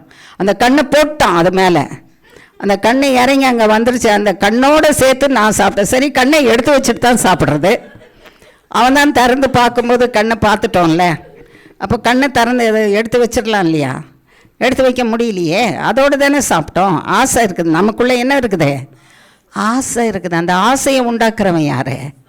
சாத்தான். தேவைக்கு தான் சாப்பிடணும், ஆசைக்கு சாப்பிடக்கூடாது. ஆசை நம்மளை கெடுத்துரும், தேவை நமக்கு சுகம் கொடுக்கும். ஆகையினால தேவையில் வாழ்ந்துருங்க, தேவையானதை எடுத்துக்கொண்டு வாழுங்க. எவ்வளோ இருந்தாலும் ஆசை இருக்குதுன்னு, ஆசைனால இருக்குதுன்றதுனால ஆசைப்படாதேன்னு. அதே மாதிரி தான் பாருங்கள், இன்னொரு காரியத்தை சாத்தான் செய்வான். இவ்வளோ சம்பாதிக்கிறல்ல, குடித்தா என்ன? ஏன் உலகத்தில் எல்லாருமே எந்த இடத்துல பார்த்தாலும் எங்கேயாவது ஒரு இடத்துல நீங்கள் குடி, எல்லா விதமான குடியும் உங்களை வாழ வைக்கும் ஆனால் எங்கேயாவது சொல்கிறாங்களா? தெரியாதனமாக சொல்கிறாங்களோ, அது வேண்டியத்தனமாக சொல்லுவாங்களோ தெரியாது. சில வைத்தியர்கள் ஒரே அவுன்ஸு பிராந்தி எடுத்துக்கிட்டிங்கன்னா போதும்னு, அவர் பிராந்தி தான் எடுன்னு சொல்லியிருப்பார். அவங்க எல்லாம் எடுத்துக்குவாங்க. அவர் ஒரு நேரத்துக்கு ஒரு அவுன்ஸு தான் ஒரு வைத்தியத்துக்காக எடுத்துக்கோன்னு சொல்லியிருப்பார். அவன் 1 மணி நேரத்துக்கு 1 அவுன்ஸு, 1 மணி நேரத்துக்கு 1 அவுன்ஸு, 1 மணி நேரத்துக்கு 1 அவுன்ஸு, 1 மணி நேரத்துக்கு 1 அவுன்ஸு. எத்தனை மணி நேரம் இருக்குது ஒரு நாளில்? அவ்வளோதான். 24 மணி நேரத்துக்கு அவன் ஒரு அவுன்ஸ் எடுத்தால் எவ்வளோ பெரிய பாட்டில் வந்திருக்கும்? அப்போ நீ என்ன நல்லா இருப்பியா? இருக்க மாட்டியே. கர்த்தர் இந்த ஞானத்தை கொடுத்துருக்கிறாரு. தேவைக்கு மருந்துன்னா அந்த தேவைக்கு அதை சாப்பிட்டு முடிச்சுட்டு ஏன் வைத்தியர்கள் நிறுத்திடுன்னு சொல்கிறாங்க? தொடர்ந்து சாப்பிடுன்னு சொல்கிறதில்ல. சில வியாதிக்கு தொடர்ந்து சாப்பிடணும். அது தொடர்ந்து சாப்பிட்டா தான் அது அனுதினமும் அது அப்படியே என்ன செய்யும், அடங்கி இருக்குன்றனால. அது தீமையை விளைவிக்க போகிறதில்ல. அது தீமையை விளைவிக்கிறதா இருந்தாலும் கர்த்தராகிய தேவன் தான் தீமையை விளைவிக்காதபடிக்கு நமக்கு காத்து கொள்ளணும். சரி, குடியே இந்த அளவுக்கு போயிடுது. இந்த குடிக்கலாண்டா அது ஒன்றும் செய்யாதுன்னு ஒரு ஆலோசனை ஒருத்தர் கொடுக்குறாங்க. அந்த ஆலோசனையை யார் கொடுக்குறா? யார் கொடுப்பா? கர்த்தர் கொடுப்பாரா? யார் தான் கொடுப்பாரு? சாத்தான் தான். சாத்தானும் பிசாசும். ஒரு பண்டிகையாக ஒரு சந்தோஷம். கர்த்தர் எனக்கு ஒரு பிள்ளையை கொடுத்துருக்குறாரு, அதுக்கு எல்லாருக்கும் நான் விருந்து வைக்கிறேன். அதில் என்ன விருந்து போட்டிருக்கிற நீ? எனக்கு ஒன்றுமே கொடுக்கலையே, வேண்டிய விருந்தே நீ கொடுக்கல அப்படின்னு கேட்குறாங்க. ஏன் வேண்டிய விருந்து கொடுக்கல? நானும் யோசிப்பேன். அதில் மட்டன் இருக்கும், சிக்கன் இருக்கும், முட்டை இருக்கும், மீன் இருக்கும், இறா இருக்கும், என்னென்ன பொருள் இருக்குமோ அதில் இன்னும் என்னென்ன ஊர்வனை பரப்பனை நடப்பனை என்னென்ன இருக்கணுமோ எல்லாம் இருக்கும் அதில். அப்புறம் வகை வகையாக இருக்கிறோம், நட்ஸு எல்லாமே இருக்கும். இதுக்கு மேலே எனக்கு என்னையா விருந்து கொடுத்தேன்னு கேட்குறானே, இது என்னன்னு எனக்கு புரியலன்னு ஒருத்தரை கேட்டேன். ஐயோ, அது உங்களுக்கு தெரியலீங்களா அப்படின்னு சிரித்தாங்க. இவ்வளோ பெரியவங்களாக இருக்கிறீங்களே, இது கூட உங்களுக்கு தெரியலையான்னு. பெரியவங்களுக்கெல்லாம் தெரியும்னு நீங்கள் நினச்சிருக்கிறீங்க பாருங்கள். எனக்கு பெரியவங்களாக இருந்தும் தெரியல தான். சொல்லுங்கள். அது லிக்கருங்க, அது மதுபானம், மதுபான விருந்து. அப்போ மதுபான விருந்துன்னா இதில் 10,000 வச்சுருக்குறாங்கல்ல, 10 வகை வச்சுருக்காங்கல்ல. மதுபானத்தில் எத்தனை வகை வேணும் அவங்களுக்கு குடிக்க?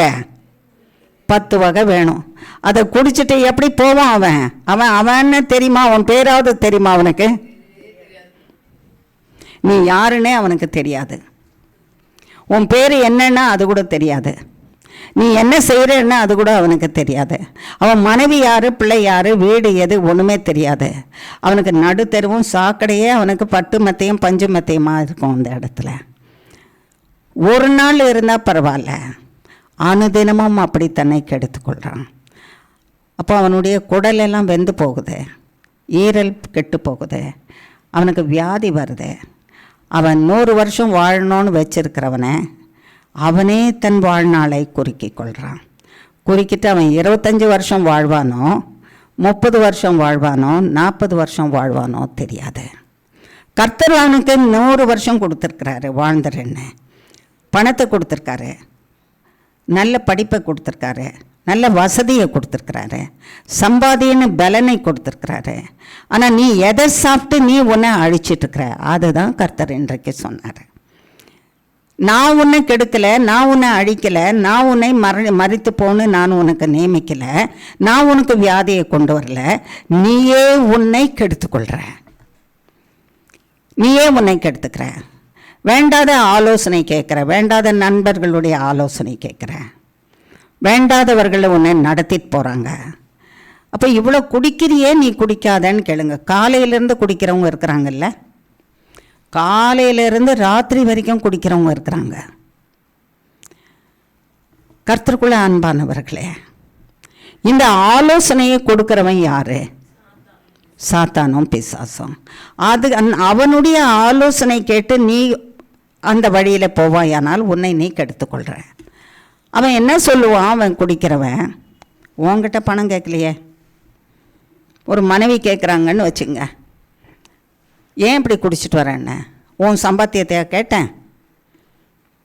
ஒரு சகோதரி சொன்னா, நீ ஏன் குடிக்கிற, குடித்து ஏன் இப்படி சாகிற சீக்கிரமா? உங்கள் அப்பன் வீட்டு பணத்தையா கேட்டேன்? யார் வீட்டு பணம்? ஆமாம், உங்கள் அப்பன் வீட்டிலேருந்து நீ கொண்டு வந்து கொடுத்துட்டியா எனக்கு? அது அந்த பணத்தில் நான் குடிக்கிறேன்னுட்டு நீ ஏன் குடிக்கிறேன்னு கேட்குறியா? எங்கள் அப்பன் வீட்டு பணம், எங்கள் அப்பன் சம்பாதிச்சது, என் சொத்து, நான் சம்பாதிக்கிறேன், நான் குடிக்கிறேன். நீ யார் கேட்குறதுக்கு? 10 லட்சம் செலவு பண்ணி 10 கோடி வரவு செலவு எல்லாம் வரும் பொண்ணுக்கிட்ட இருந்து இவங்களுக்கிட்டும் இருக்கும் செலவு பண்ணி ஊரறிய, இவ தான் என் மனைவின்னுட்டு அறியறதுக்கு தான் 10,000 பேரை கூப்பிட்டு கல்யாணம் பண்ணுறாங்க. ஆமாவா இல்லையா? குடிக்கும்போது நீ ஏன் குடிக்கிறேன்னு கேட்டால் நீ யார் என்ன கேட்குறதுக்குன்னு கேட்குறான். அப்போ 10 லட்சம் செலவு பண்ணி 10,000 கோடி நீ செலவு பண்ணி கல்யாணம் பண்ண அந்த மனைவி உன்னை கேட்கும்போது நீ சரியாக நடந்துக்கோ, துன்மார்க்கமாய் நடக்காதன்னு உனக்கு சொல்லும்போது நீ யாருன்னு கேட்குற. அப்போ என்ன தெரியல உனக்கு? கண்ணு தெரியலையா? புத்தி இல்லையா?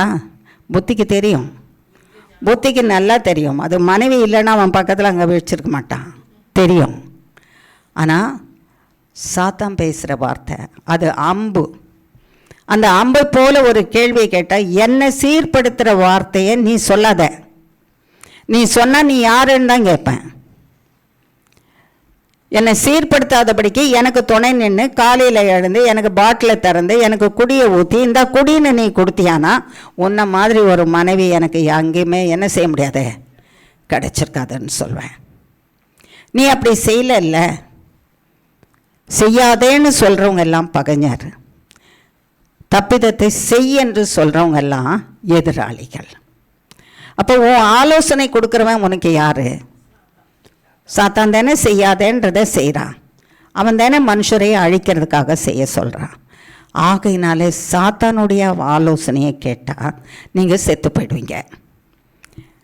உங்களுக்கு நல்லா தெரியுது, நீங்கள் தான் சம்பாதிக்கிறீங்க. அந்த சம்பாதனை கொடுத்தது நான். நீங்கள் சம்பாதிக்கிறதுக்கு பலனை கொடுத்துருக்கேன், அந்த பலனை நான். சம்பாதிக்கிறதுக்கு படிப்பு தேவை, அந்த படிப்புக்கு ஞானத்தையும் புத்தியும் கொடுத்தது நான். உனக்கு சுகத்தை கொடுத்து பாதுகாத்து கொண்டிருக்கிறது நான். நீ சுகமாக வாழணுன்றதுக்கு தான் நான் கொடுத்துருக்குறேன். என் பிள்ளைங்க அப்படி தான் இருக்கணும்னு நான் சிருஷ்டித்திருக்கேன். என் பிள்ளைங்க கெட்டு அழிஞ்சு போகிறதுக்கு சாத்தானும் பிசாசுமானவன் இந்த துன்மார்க்கமான ஆலோசனையை கொடுத்துட்ருக்குறான். இப்போ இருக்கிற பிள்ளைங்களுக்கு, பள்ளிக்கூடத்தில் படிக்கிற பிள்ளைங்களுக்கு 3 வயசுலேருந்து 3ஆம் கிளாஸில் இருந்த கஞ்சா, ஸ்வீட்டில் கஞ்சா, புகையிலையில் கஞ்சா, குடியில் இல்லாதபடிக்கு கஞ்சா, அதை வாயில் அப்படி வச்சுக்கிட்டு என்ன செய்கிறாங்க? ஸ்கூல்லேயும் அராஜரிகமாக நடக்கிறாங்க, வீட்லேயும் அராஜரிகமாக நடக்கிறாங்க. வீட்டு வேலை செய்கிறதுக்கு வராங்க மனுஷர். ஒரு நபரை பார்த்தேன், ஒரு கார்பெண்டர் வேலை செய்கிறதுக்காக வந்திருந்தாங்க ஒருத்தர். ஒரு வாலிப பையனாக இருக்கிறான், அவனுக்கு என்ன 18 வயசு இருக்கும். சித்தாள் வேலைன்னு எடுபிடிக்க கூப்பிட்டு வருவாங்கல்ல பெரிய ஆளுன்னு. அந்த நபர் வந்திருக்கான். அடிக்கடி நாங்கள் அங்கே ஹாலில் உட்காந்து வேதம் வாசித்துட்டே இருப்பேன். அந்த ஸ்க்ரீன் வழியாக தெரியும் அந்த பின்னால் போயிட்டு வர்றது. ஒரு நபர் ஏன் இப்படி போகிறாங்க வராங்கன்னு நான் பார்த்துட்டுப்பேன் வீட்டில் இருக்கிற நேரம். ஒரு நாள் இது போயிட்டு வருது, என்ன பண்ணுது, அந்த இடத்துல கொஞ்சம் தூரம் மறைவில் போயிட்டு வருது. அடிக்கடி போகுது, 1/2 மணி நேரத்துக்கு ஒரு முறை, 1 மணி நேரத்துக்கு ஒரு முறை. ஜன்னல் வழியாக அதுக்கு ஸ்க்ரீன் போட்டிருக்கோம், ஸ்க்ரீனை தள்ளி பார்த்தேன். சாக்ஸ் போட்டிருக்கிற சாக்ஸில் இருந்து ஒரு பேக்கெட் எடுத்தேன். பேக்கெட்டில் இருந்து ஒரு வட்ட வடிவமாக இருக்குது, ஸ்வீட் மாதிரி. அதை எடுத்து வாயை திறந்து உதட தூக்கி அது அடியில் அந்த சாக்லேட்டை வச்சுட்டு போகுது. என்ன பிரதர்? எதுக்கு போய் போதைப் பொருள் தானே அது. அது நல்ல பொருள்னா நீ எல்லோரும் முன்னாலேயே எடுத்து சாப்பிட்லாமே.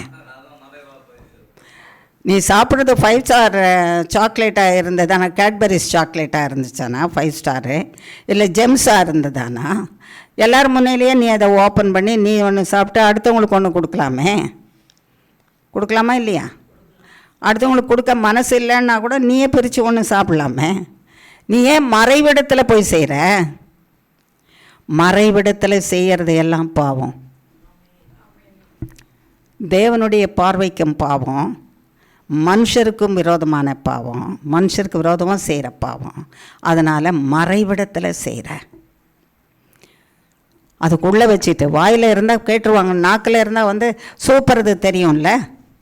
அப்போ ஒருவேளை அந்த பெரிய ஆள் கேட்பாரோ என்னமோ தெரியாது, என்னடா வாயில் வச்சுருக்கேன்னு நாமே கேட்போம்ல. நம்ம வீட்டு மனுஷரே ஏதாவது ஒன்று வாயில் வச்சா, நானே கொடுக்கல நீ என்ன வாயில் வச்சுருக்க, நீ என்ன சாப்பிட்ற, காட்டுன்னு கேட்போமா? கேட்க மாட்டோமா? பெரியவங்கள கூட கேட்போம்ல, அது என்ன வாயில் வச்சுருக்கீங்க காட்டுங்க நான் பார்க்கணும் அப்படின்னு. ஏன்னா நான் கொடுக்கல, நான் டேபிள் மேலேயும் வைக்கல, ஆனால் அது எப்படி உங்கள் வாயில் வந்தது, அதை நான் பார்க்கணும் காட்டுங்க அப்படின்னு கேட்குறோம். அப்போ மறைவிடத்தில் செய்கிறான்னா பாவம், அவன் தப்பு செய்கிறான். அவன் எதுக்கு செய்கிறான்? அவனே கொஞ்ச நாளில் சாகிறதுக்கு அவனே வழி பண்ணிக்கிறான். சாத்தானுடைய வார்த்தையும் பிசாசனுடைய வார்த்தையும் கேட்டு மறைவிடத்தில் தப்பு செய்கிறவன் அத்தனை பேரும் தனக்கு விரோதமாக பாவம் செய்து தானே தன்னை கொன்று போடுகிறதற்கு, அழித்து போடுகிறதற்கு, மரித்து போகிறதற்கு, சாகிறதற்கு வழியை உண்டாக்குறான். ஆகையினால்தான் கர்த்தர் சொன்னார், இதெல்லாம் செய்கிறவன் துன்மார்க்கன். குடிக்கிறவன் தான் துன்மார்க்கன், கஞ்சா பிடிக்கிறவன் தான் துன்மார்க்கன் இல்லை. செல்ஃபோனில் வேண்டாதவங்களோட பழக்கம் வச்சுருக்கோம் பார்த்தியா? வேண்டாத படங்கள்லாம் வச்சுருப்போம். படங்கள் அருமையான படங்கள்னு சில படங்களை வச்சுருப்போம், அசிங்கமாக இருக்கும். அந்த அசிங்கமானதை காட்டுறதுக்கு அந்த மனுஷருக்கு அது கொஞ்சம் கூட என்ன இல்லை, இதில் ஒன்றுமே இல்லை. இதை பார்க்குற சிருஷ்டிக்கிற தேவனுக்கு என் பிள்ளை இப்படி இருக்குதுன்னு எப்படி இருக்கும்? மறைவிடங்களிலே நீ செய்கிற காரியங்கள் எல்லாம் பாவம். மறைச்சி ஒளிச்சு நீ செய்கிற காரியங்கள் எல்லாமே தேவனுக்கு விரோதமான பாவம். ஆகையினால மறைவிடங்களிலே நீ என்னெல்லாம் செய்கிறியோ அவைகள் எல்லாம் பாவம்தான். அடுத்தவர்கள் முன்னிலையில் நீ செய்கிற காரியம் செம்மையானதாக இருக்குமானா அது கர்த்தருக்கு முன்னால் செம்மையான காரியமாக இருக்கும். இப்போ கர்த்தர் என்ன சொல்கிறாரு? இப்படிப்பட்ட மனுஷரை கர்த்தர் ஒரு புறம் இருக்கிறாரு, நம்ம இப்போ ஒரு புறம் இருக்கிறோம். நம்ம என்ன சொல்கிறோம்? இப்படி மறைவாக ஒளிச்சு செல்ல பார்க்குறவங்களும், மறைச்சி ஒளிச்சு இந்த கஞ்சா பொருள்களை, போதைப் பொருள்களை உள்ளே வச்சுக்கிறவங்களும், மறைச்சி குடிக்கிறவங்க, அதுக்கப்புறம் பகிரங்கமாக சில நேரம் மறைச்சி குடிப்பாங்க. அதுக்கப்புறம் என்ன ஆகிடும்? தெரிஞ்சிருச்சியா எல்லாருக்கும். அதனால் மறைச்சி என்ன பிரயோஜனம்? தைரியமாக என்ன பண்ணலாம்? குடிக்கலான்னு முன்னிலையிலே குடிக்கிறவங்களும். நீ என்ன கொடுக்குற? காசு சம்பாதிக்கிறேன். நான் தானே காசு சம்பாதிச்சு கொடுக்குறேன். நான் என்னுடைய பிரியப்படி நான் செய்கிறதுக்கு எனக்கு உரிமை இல்லையான்னு சொல்கிறவங்களும் இப்படி ஒரு கூட்டம் இருக்கிறாங்கன்னா, இப்போ நம்மளை அங்கே ஜட்ஜாக வச்சுருக்குறாங்க. நம்மளை அங்கே ஒரு ஜட்ஜாக, நம்ம எல்லாருக்கும் ஜட்ஜி சீட்டு, இப்போது வக்கீல் கூட இல்லை, நம்ம எல்லோரும் என்னவாயிட்ருக்குறோம்? ஜட்ஜஸ் ஆகிட்டோம் நீதிமன்றத்தில். இப்போ நம்ம எல்லோரும் யார் மாதிரி உட்காந்துருக்குறோம்? ஜட்ஜிகள். இப்போ நம்ம அந்த ஜட்ஜு மாதிரி ட்ரெஸ் எல்லாம் போட்டிருக்குறோன்னு மனசில் வச்சுக்கலாம்.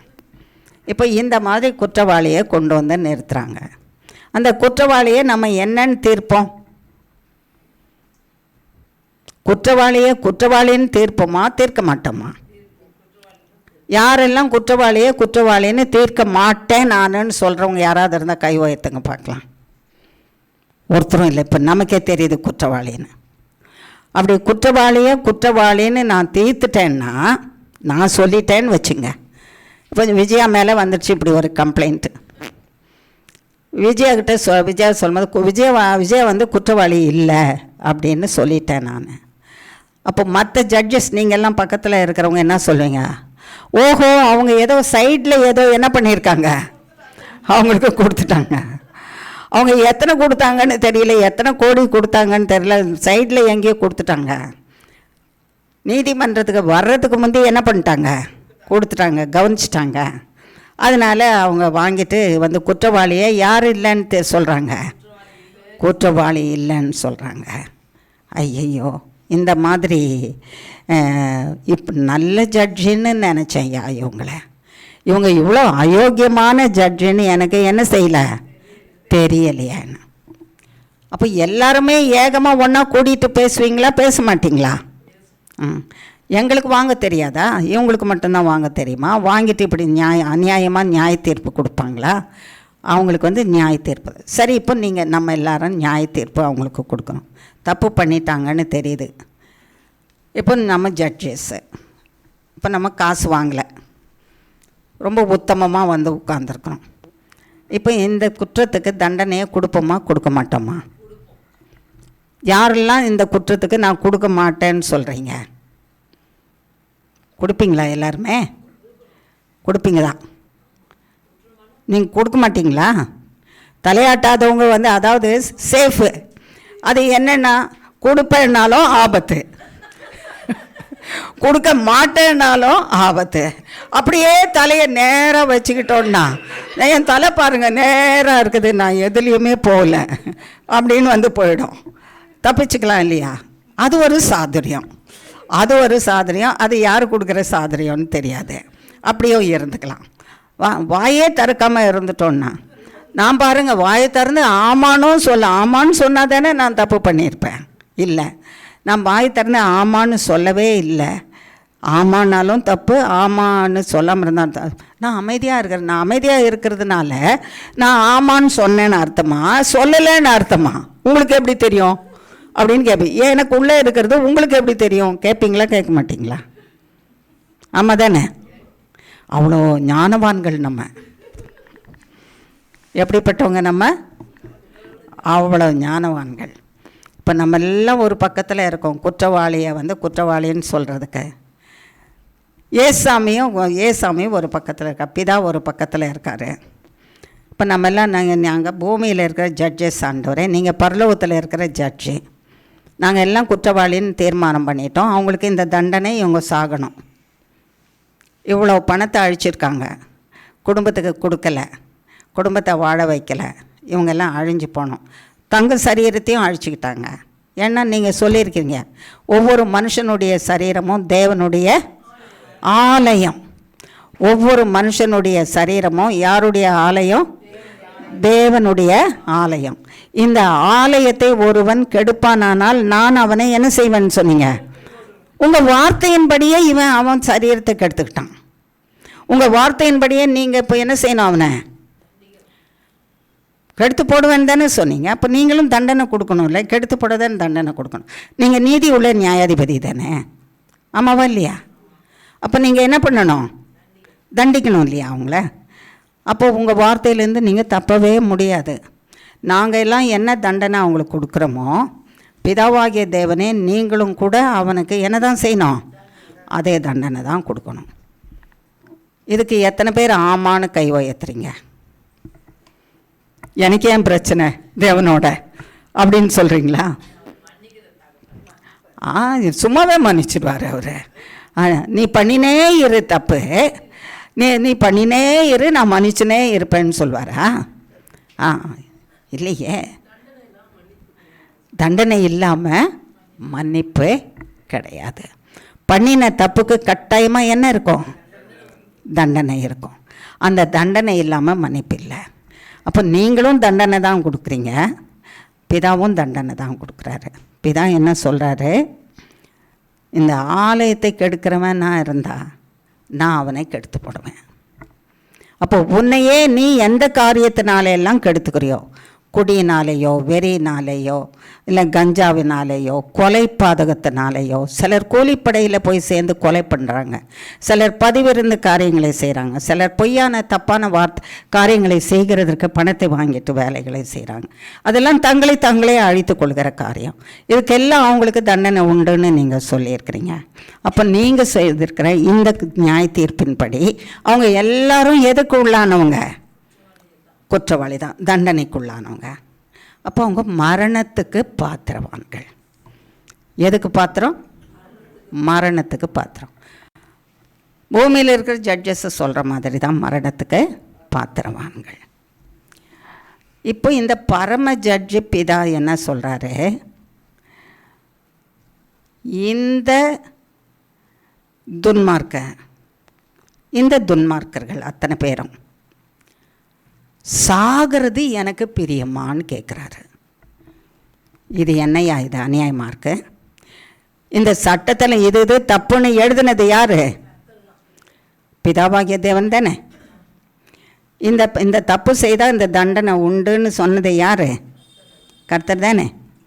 பாவம் செய்தால் மரணம் தான் அவனுக்கு. பாவத்தின் பலன் மரணம், பாவத்தின் சம்பளம் மரணம். கீழ்ப்படியாமல் இருந்தால் மரணம். தேவன் சாப்பிடாதேன்னு சொன்னதை சாப்பிட்டா என்னது? மரணம். சாகவே சாவீர்கள். எழுதின சாசனம் யார்? கர்த்தர் தான். இப்போ இங்கே வந்து நியாய தீர்ப்பு கொடுக்குற இடத்துக்கு வந்துட்டார். வந்துட்டு என்ன சொல்கிறாரு? நியாய தீர்ப்பு கொடுக்க போகிற நேரத்தில் சாகுன்னு நியாய தீர்ப்பு கொடுக்க போகிற நேரத்தில் அவன் சாகிறது எனக்கு பிரியமில்லையே. இது என்னையா? ஜட்ஜு நீங்கள்? பிதாவாகிய தேவனே, இது என்ன ஜட்ஜ்மெண்ட்டு உங்களுது? நீங்கள் என்ன ஜட்ஜு? நீதி உள்ள நியாயாதிபதியா நீங்கள்? எல்லாரும் நிரூபிச்சாச்சு இவன் இவ்வளோ குற்றம் பண்ணியிருக்கான்னு. எழுத்துல இருக்குது, சாட்சிகள் இருக்குது. அப்போ அவன் சாகணும். தீர்ப்பு தான். தீர்ப்பு எழுதுறது யார்? ஜட்ஜு தானே. லாயர் எழுதுவாரா? இல்லை, ஜட்ஜு தானே எழுதணும். அந்த ஜட்ஜி எழுத வேண்டியவர் அந்த இடத்துல வந்து சொல்கிறாரா, இவன் துன்மார்க்கந்தான், என்ன பண்ணுறது என் பிள்ளை, இவன் துன்மார்க்கந்தான், அவன் என் பிள்ளை, அவளுக்கு மரண ஆக்கினை கொடுக்கறதுக்கு எனக்கு என்ன வரல? சாகிறது இவ்வளோ கூட பிரியம் வரல. இவனுக்கு மரண ஆக்கினை கொடுக்கறதுக்கு அவன் செய்த தப்பினால் அவன் சாகணும், அவனுக்கு மரண ஆக்கினை கொடுக்கணும். அது இத்தனோண்டு கூட எனக்கு அணு அளவு கூட பிரியம் இல்லை. அப்போ என்னதான் ஆண்டவரே உங்களுக்கு பிரியம்? என்ன பிரியம்? அவன் பிழைச்சிருக்கணும்னு பிரியம்னு சொல்கிறாரான். மனுஷராகிய நம்ம நீதியின்படியே நம்ம செய்வோமா? இவன் எல்லாம் குற்றவாளி, அவன் சாகணும், அவனுக்கு மரண தண்டனை தான் கொடுக்கணும், அதுக்கு தகுந்த எல்லா காரியமும் செய்திருக்கிறான். ஆனால் சொன்னாலும் கூட கர்த்தர் என்ன சொல்கிறாரா? துன்மார்க்கமாய் நடந்த அவனையே சாகிறதுக்கு ஒப்பு கொடுக்க எனக்கு என்ன வரல? மனம் வரல. இயேசு கிறிஸ்துவின் இரத்தத்தினால கழுவப்பட்டு நான் பாவி ஆண்டவரே, நான் தப்பு பண்ணிட்டேன் ஆண்டவரே, என்னை மன்னிச்சிருங்க ஆண்டவரே, என்னை சேர்த்தூக்கி நடத்திடுங்க ஆண்டவரே, என்னை காப்பாற்றிடுங்க ஆண்டவரே. ஆனால் மனம் திரும்பி கேட்குற ஒருத்திய கர்த்தர் மரண தண்டனைக்கு ஒப்பு கொடுத்துருவாரா? சத்தமாக தான் சொல்லுங்களேன்.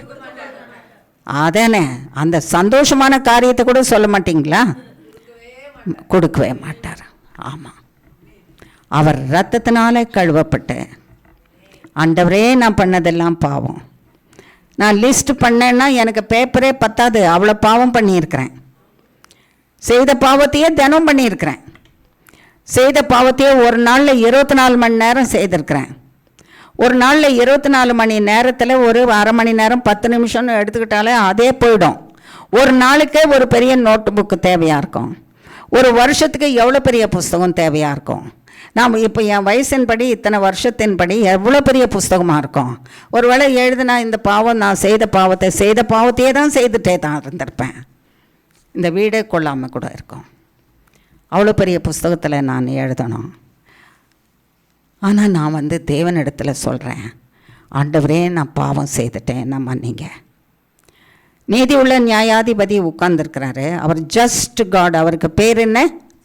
ஜஸ்ட் காடுன்னு என்ன? ஜஸ்ட்னா என்னது? மகா பரிசுத்தமும் நீதியும் உண்மை உள்ள தேவன். அவரிடத்துல எந்த விதத்திலும் பரிதானம் வாங்கவே மாட்டாங்க. சைட் கட்டிங், கொஞ்சம் முந்தைய நம்ம சொன்னோம்ல, நான் ஒருத்தரை அவங்க தப்பு இல்லை பண்ணலை நான் மன்னிச்சிட்டேன்னா இவங்க என்ன வாங்கினாங்களோ, எத்தனை கட்டிங் எத்தனை கோடி வாங்கினாங்களோ அப்படின்னு சொல்லுவாங்க இல்லையா? வாய்ப்பு கிடைச்சா நீங்களும் நானும் கூட தான் சொல்லுவோம், யாரையாவது அப்படி ஃப்ரீ பண்ணி விட்டுட்டாங்களா? ஆமாவா இல்லையா? ஆமாம். அவர் பரிதானம் வாங்குறவர் இல்லை. பரிதானம்னா லஞ்சம் வாங்குறவர் இல்லை. அவர் உண்மையுள்ள நீதிபதி. அந்த உண்மையாக இருக்கிறதுனால மகா பரிசுத்தர்னு பேர். இப்போ அவர் கடைசி நேரத்தில் என்ன சொல்கிறாரு? மரணத்துக்கு பாத்திரவான். ஆமாம், சாகிறதுக்கு தான் பாத்திரவான். ஆனால் அவன் சாகிறது எனக்கு பிடிக்கலையே, நான் உருவாக்கிட்டேனே என் பிள்ளையே. இப்போ நம்ம பேரை சொல்லிக்கலாம். அவங்கவுங்களுக்கு ஒரு பேர் இருக்கும்ல. இருக்கிற எல்லாருக்குமே புனிதான்னு பேரா? இருக்கிற எல்லாருக்கும் விஜயா பேரா? எல்லாருக்கும் தனித்தனி பேர் இருக்குல்ல. சொல்லம்மா, நான் சாகிறது என் தேவனாகிய பிதாவுக்கும் இயேசு கிறிஸ்துவுக்கும் பரிசுத்த ஆவியானவருக்கும் பிரியம் இல்லை என்பதை அறிக்கை பண்ணுகிறேன். ஆமேன். யார் யார் சொல்கிறோமோ அவங்களுக்கு அது அப்படியே நடக்கும்.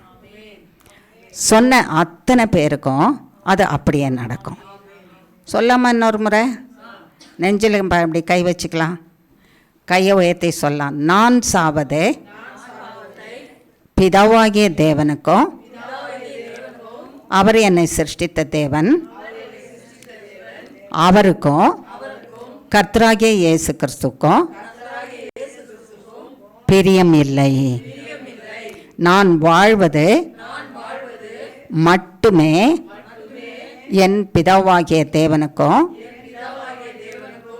குமாரனாகிய கிறிஸ்துவுக்கும் பரிசுத்த ஆவியானவருக்கும் பிரியம். ஆகையால் என் இயேசு கிறிஸ்துவினாலே அவர் இரத்தத்தினாலே பிதாவின் அன்பினாலே நான் சாகாமல் பிழைத்து வாழ்வேன். ஆமேன், ஆமேன், ஆமேன். சொல்லிட்டுமா எல்லாரும்? கர்த்தர் கேட்டாரா? மனசில் வச்சிருப்பாருல்ல, அதுபடி செய்வாரா? செய்வாருன்றவங்கெல்லாம் கை உயர்த்துங்க பார்க்கலாம். ஆமேன். நான் கை உயர்த்தலைன்னா அவர் எனக்கு என்ன செய்ய மாட்டார்? செய்ய மாட்டார். நான் விசுவாசிக்கணும், நான் சொன்னது அப்படியே நடக்கும் அப்படின்னு நான் நம்பணும். நான் நம்பினேன்னா கட்டாயமாக அது நடக்கும். ரைட். இப்போ இன்னமும் பெண்டிங்கில் இருக்குது. ஜட்ஜ்மெண்ட் என்ன தண்டனை இப்போ எப்படி இருக்குது? இன்னும் பெண்டிங்கில் இருக்குது. 15 நாள் கழித்து நியாய தீர்ப்பு கொடுப்பார் நியாயாதிபதி, ஜட்ஜ் அப்படின்னு போட்டுறாங்கல்ல, நியூஸில் போடுறாங்களா இல்லையா? தீர்ப்பு 1 மாதத்துக்கு பிறகு அறிவிக்கப்படும் அப்படின்னு சொல்கிறாங்க. இப்போ பிதாவாகிய தேவனிடத்தில் தீர்ப்பு இருக்குது. இங்கே இவர் சொல்கிறாரு, துன்மார்க்கன் சாகிறது எனக்கு பிரியமில்லை. நீதி உள்ள நியாயாதிபதி அவர் உட்கார்ந்து இருக்கிறது ஆசனம் நியாயாசனம், நீதி உள்ள நியாயாசனம். அவர் இருக்கிற இடம் நியாய விசாரிப்பு சங்கம், கோர்ட்டு. அங்கே இருக்கிறவர் நியாய தீர்ப்பு கொடுக்க வேண்டியவர். ஐயோ, இவங்கெல்லாம் என் பிள்ளைங்களே தப்பு பண்ணிட்டாங்க தானே, இவங்களை சாகிறதுக்கு ஒப்பு கொடுக்க எனக்கு விஷயம் இல்லையே. சாவும் மரணமும் சாத்தானுக்கு தானே நான் வச்சிருக்கிறேன். அவன் கொண்டு போய் இவங்களை சித்திரவதை பண்ணுவானே, 24 மணி நேரம் எரிகிற அக்கினியில் போட்டு வேதனைப்படுத்துவானே என் பிள்ளைங்கள. அவங்க ஐயோ ஐயோ ஐயோன்னு கூக்குரலிட்டு அழுவாங்களே, நான் என்ன செய்வேன்? அதை என்னால் தாங்க முடியாது. அந்த சத்தத்தை என்னால் கேட்டுட்டு அமைதியாக இருக்க முடியாது. என் மனசு பொங்குது. என் பிள்ளைங்க அப்படி அழறது பொங்குது. இன்றைக்கி கூட பாருங்கள், இன்றைக்கி வரைக்கும் வீட்டில் அப்பாவோ அம்மாவோ இருந்தாங்கன்னு வச்சுங்க, நமக்கு பிள்ளைங்க இருக்கிறாங்கன்னு வச்சுங்க, ஐயோ அப்படின்னா போதும், உடனே என்ன செய்கிறோம்? என்னாச்சு கேட்குறோமா இல்லையா? கேட்குறனே, வாய் திறந்து சொல்கிறோமா? சத்தம் வரலன்னா வாயில் என்ன வச்சிருக்கிற? கொழுக்கட்டையாக வச்சிருக்கிற? ஆணு கத்துற, ஊனு கத்துற, என்னாச்சுன்னு கேட்டால் என்ன சொல்ல மாட்டேங்கிற, பதில் சொல்ல மாட்டேங்கிறிய அப்படின்னு அலறி துடிச்சிடுறோம். அடுத்தது செய்கிற வேலையை வச்சுட்டு அந்த இடத்துல போய் பார்த்து என்ன செய்யணுமோ அதை செய்கிறோம். உலகத்தில் இருக்கிற மனுஷராகிய நமக்கே நம்ம பிள்ளைங்க நம்ம சேர்ந்தவங்க ஐயோன்னு அலறும்போது தாங்க முடியாமல் இருக்குது. நான் ஓடி வந்து அந்த அவங்களுடைய அலறுதலை நான் காப்பாற்றுவேன், அலறுதலிலிருந்து அவங்களை காப்பாற்றுவேன்னு ஓடி வராங்களாம். உலக பிரகாரமான தாயும் தகப்பனும் பரமபிதா அவர் உண்டாக்கினவருக்கு நாம் அலர்னா எப்படி இருக்கும்? மிகவும் வேதனையாக இருக்கும். ஐயோ நான் சிருஷ்டித்த என் பிள்ளை அலறானே, ஐயோ நான் சிருஷ்டித்த பிள்ளை அலறாளே, அவளை நான் மீட்டுக்கொள்ளணுமே. ஆகையினால சொல்கிறாராம் நித்திய ஜீவ காலத்துக்கு சாத்தானும் பிசாசும் இருக்கிற இடமாகிய மரணமும் பாதாளமாகிய அக்கினி எரிகிற அக்கினி கடலில் என் பிள்ளை வேதனைப்பட்டுட்ருப்பானே, என் பிள்ளை வேதனைப்பட்டுட்ருப்பாளே, அந்த தண்டனை கொடுக்க எனக்கு என்ன வரல? துளி கூட வரல. அவன் நீதிமானாக இருக்கிறான், அவன் பரிசுத்தனாக இருக்கிறான், அவன் உண்மை உள்ளவனாக இருக்கிறான், அவன் உத்தமனாக இருக்கிறான், அவனை தண்டிக்கக்கூடாதுன்னு அப்படி இல்லை. அவன் மகா பாவி, மகா அயோக்கியன், மகா பொல்லாதவன், மகா துன்மார்க்கன், வேண்டாததை எல்லாம் செய்கிறான், செய்து தான் வந்தான். இன்னும் வந்து தேவன் எங்கன்னா, தேவனை நான் எங்கே பார்த்தேன், நானே தான் தேவன் சொல்கிறவங்க இருக்கிறாங்கல்ல. தேவனை எவன்டா கண்ணால் பார்த்தவன்? நான் தான் தேவன். என்னை பெற்ற தாயும் தகப்பனையும் தான் நான் பார்த்தேன், இந்த தாயும் தகப்பனும் தான் தேவன்னு.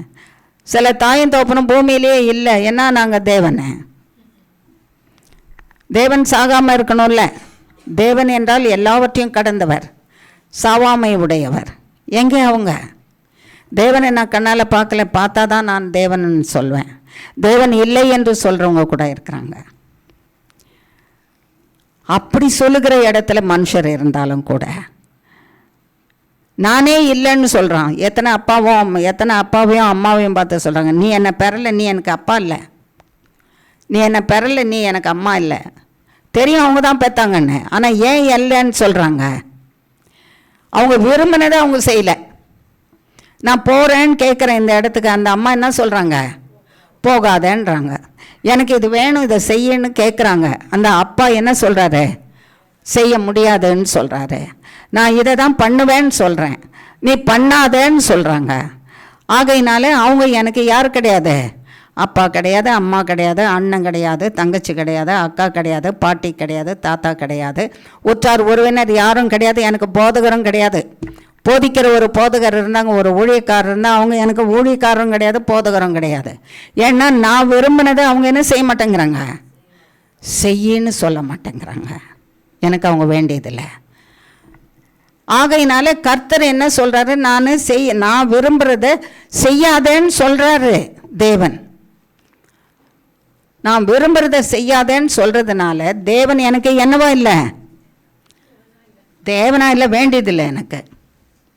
சாத்தானும் பிசாசும் பாருங்கள், நான் எதை விரும்புகிறேனோ அதையெல்லாம் என்ன செய்யின்றான். உனக்கு பணத்தை கொடுக்குறேன்றான், பணம் கிடைக்கலையா கடனை வாங்குன்னு சொல்கிறான், கடனை வாங்க, அப்படி இல்லையா இருக்கிறத எடுத்து விற்று போட்டுடுன்னு சொல்கிறான், எதுவுமே இல்லைன்னா உன்னையே விற்றுடுன்னு சொல்கிறான். அவனை வாங்கிறதுக்கு யார் இருப்பா? அவங்கள விற்று போட்டாலும் வாங்கிறதுக்கு யார் இருப்பா? அவங்கள வச்சுட்டு உழைச்சி சம்பாதிச்சு கொடுக்கறதுக்கு அவங்களுக்கு திறமையும் சக்தியும் இருந்தால் தானே வாங்குவாங்க. தண்டம் தானே அவங்கள வாங்கினாலும். அதனால சாகு.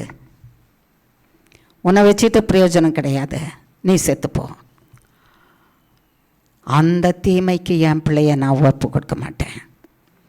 அந்த தீமைக்கு என் பிள்ளைய நான் என்ன செய்ய மாட்டேன்? ஒப்பு கொடுக்க மாட்டேன். நான் சிருஷ்டித்த என்னுடைய பிள்ளை. அவன் ஆணு அலறினாலும் ஓணு கத்தினாலும் அது என்ன பாதிக்கும்? என் உள்ளத்துக்குள்ளே வந்து வேதனைப்படுத்தும். நான் கண்ணீர் வடிப்பேன் என் பிள்ளைக்காக. ஆகையினால அவனை நான் காப்பாற்றியே ஆகணும். ஆனால் அவன் துன்மார்க்கன், அவன் பாவி, அவன் பொல்லாதவன், அவன் எல்லா மோசமான காரியத்தையும் செய்தவன். அவனே அவனுக்கு செய்து கொண்டவன். அவனே அவனுக்கு செய்து கொண்டு அவனே போய் துன்மார்க்கமான நண்பர்களோடு சேர்ந்து துன்மார்க்கமான ஆலோசனையை கேட்டு இருக்க வேண்டிய இடத்துல இராதபடிக்கு, தேவனுடைய சமூகத்தில் இராதபடி தன்னை கெடுத்து கொண்டவன் அவன். ஆனால் அவன் சாகக்கூடாதுன்னு நான் விரும்புகிறேன். ஏன்னா அவன் என் பிள்ளை, நான் சிருஷ்டித்தேன். அவன் எங்கே இருந்தாலும் என் பிள்ளையா வந்துடணும். நரகத்துக்கு போயிடக்கூடாது. நரகத்தில் இருந்து 24 மணி நேரமும் வேதனைப்பட்டு கொண்டு இருப்பான் அவன். ஆகையினால அந்த இடத்துக்கு அவன் போயிடக்கூடாது. அது சாத்தானுக்கும் பிசாசுக்கும் உரிய இடம். என் பிள்ளைகளை தீமை பண்ணவனை தீமை செய்கிறதுக்கு, தீமையை அனுபவிக்கிறதுக்கு வச்சுருக்கிற இடம். என் பிள்ளைகளை வேதனைப்படுத்தினவனை வேதனைப்படுத்துறதுக்கு நான் வச்சுருக்கிற இடம். என் பிள்ளைகளுக்கு ஏதேது கிடைக்கக்கூடாதபடிக்கு அநியாயம் பண்ணானோ அவன் அநியாயத்தை பெற்றுக்கொள்கிறதற்கும் வேதனைப்படுகிறதற்கும் நான் வச்சிருக்கிற இடம் எந்த இடம்? நரகம், அக்கினியும் கந்தகமும் எரிக்கிற இடம். அந்த இடத்துக்கு போயிடக்கூடாது. என் பிள்ளைங்க போயிடக்கூடாது. என் பிள்ளைங்க போயிடக்கூடாது.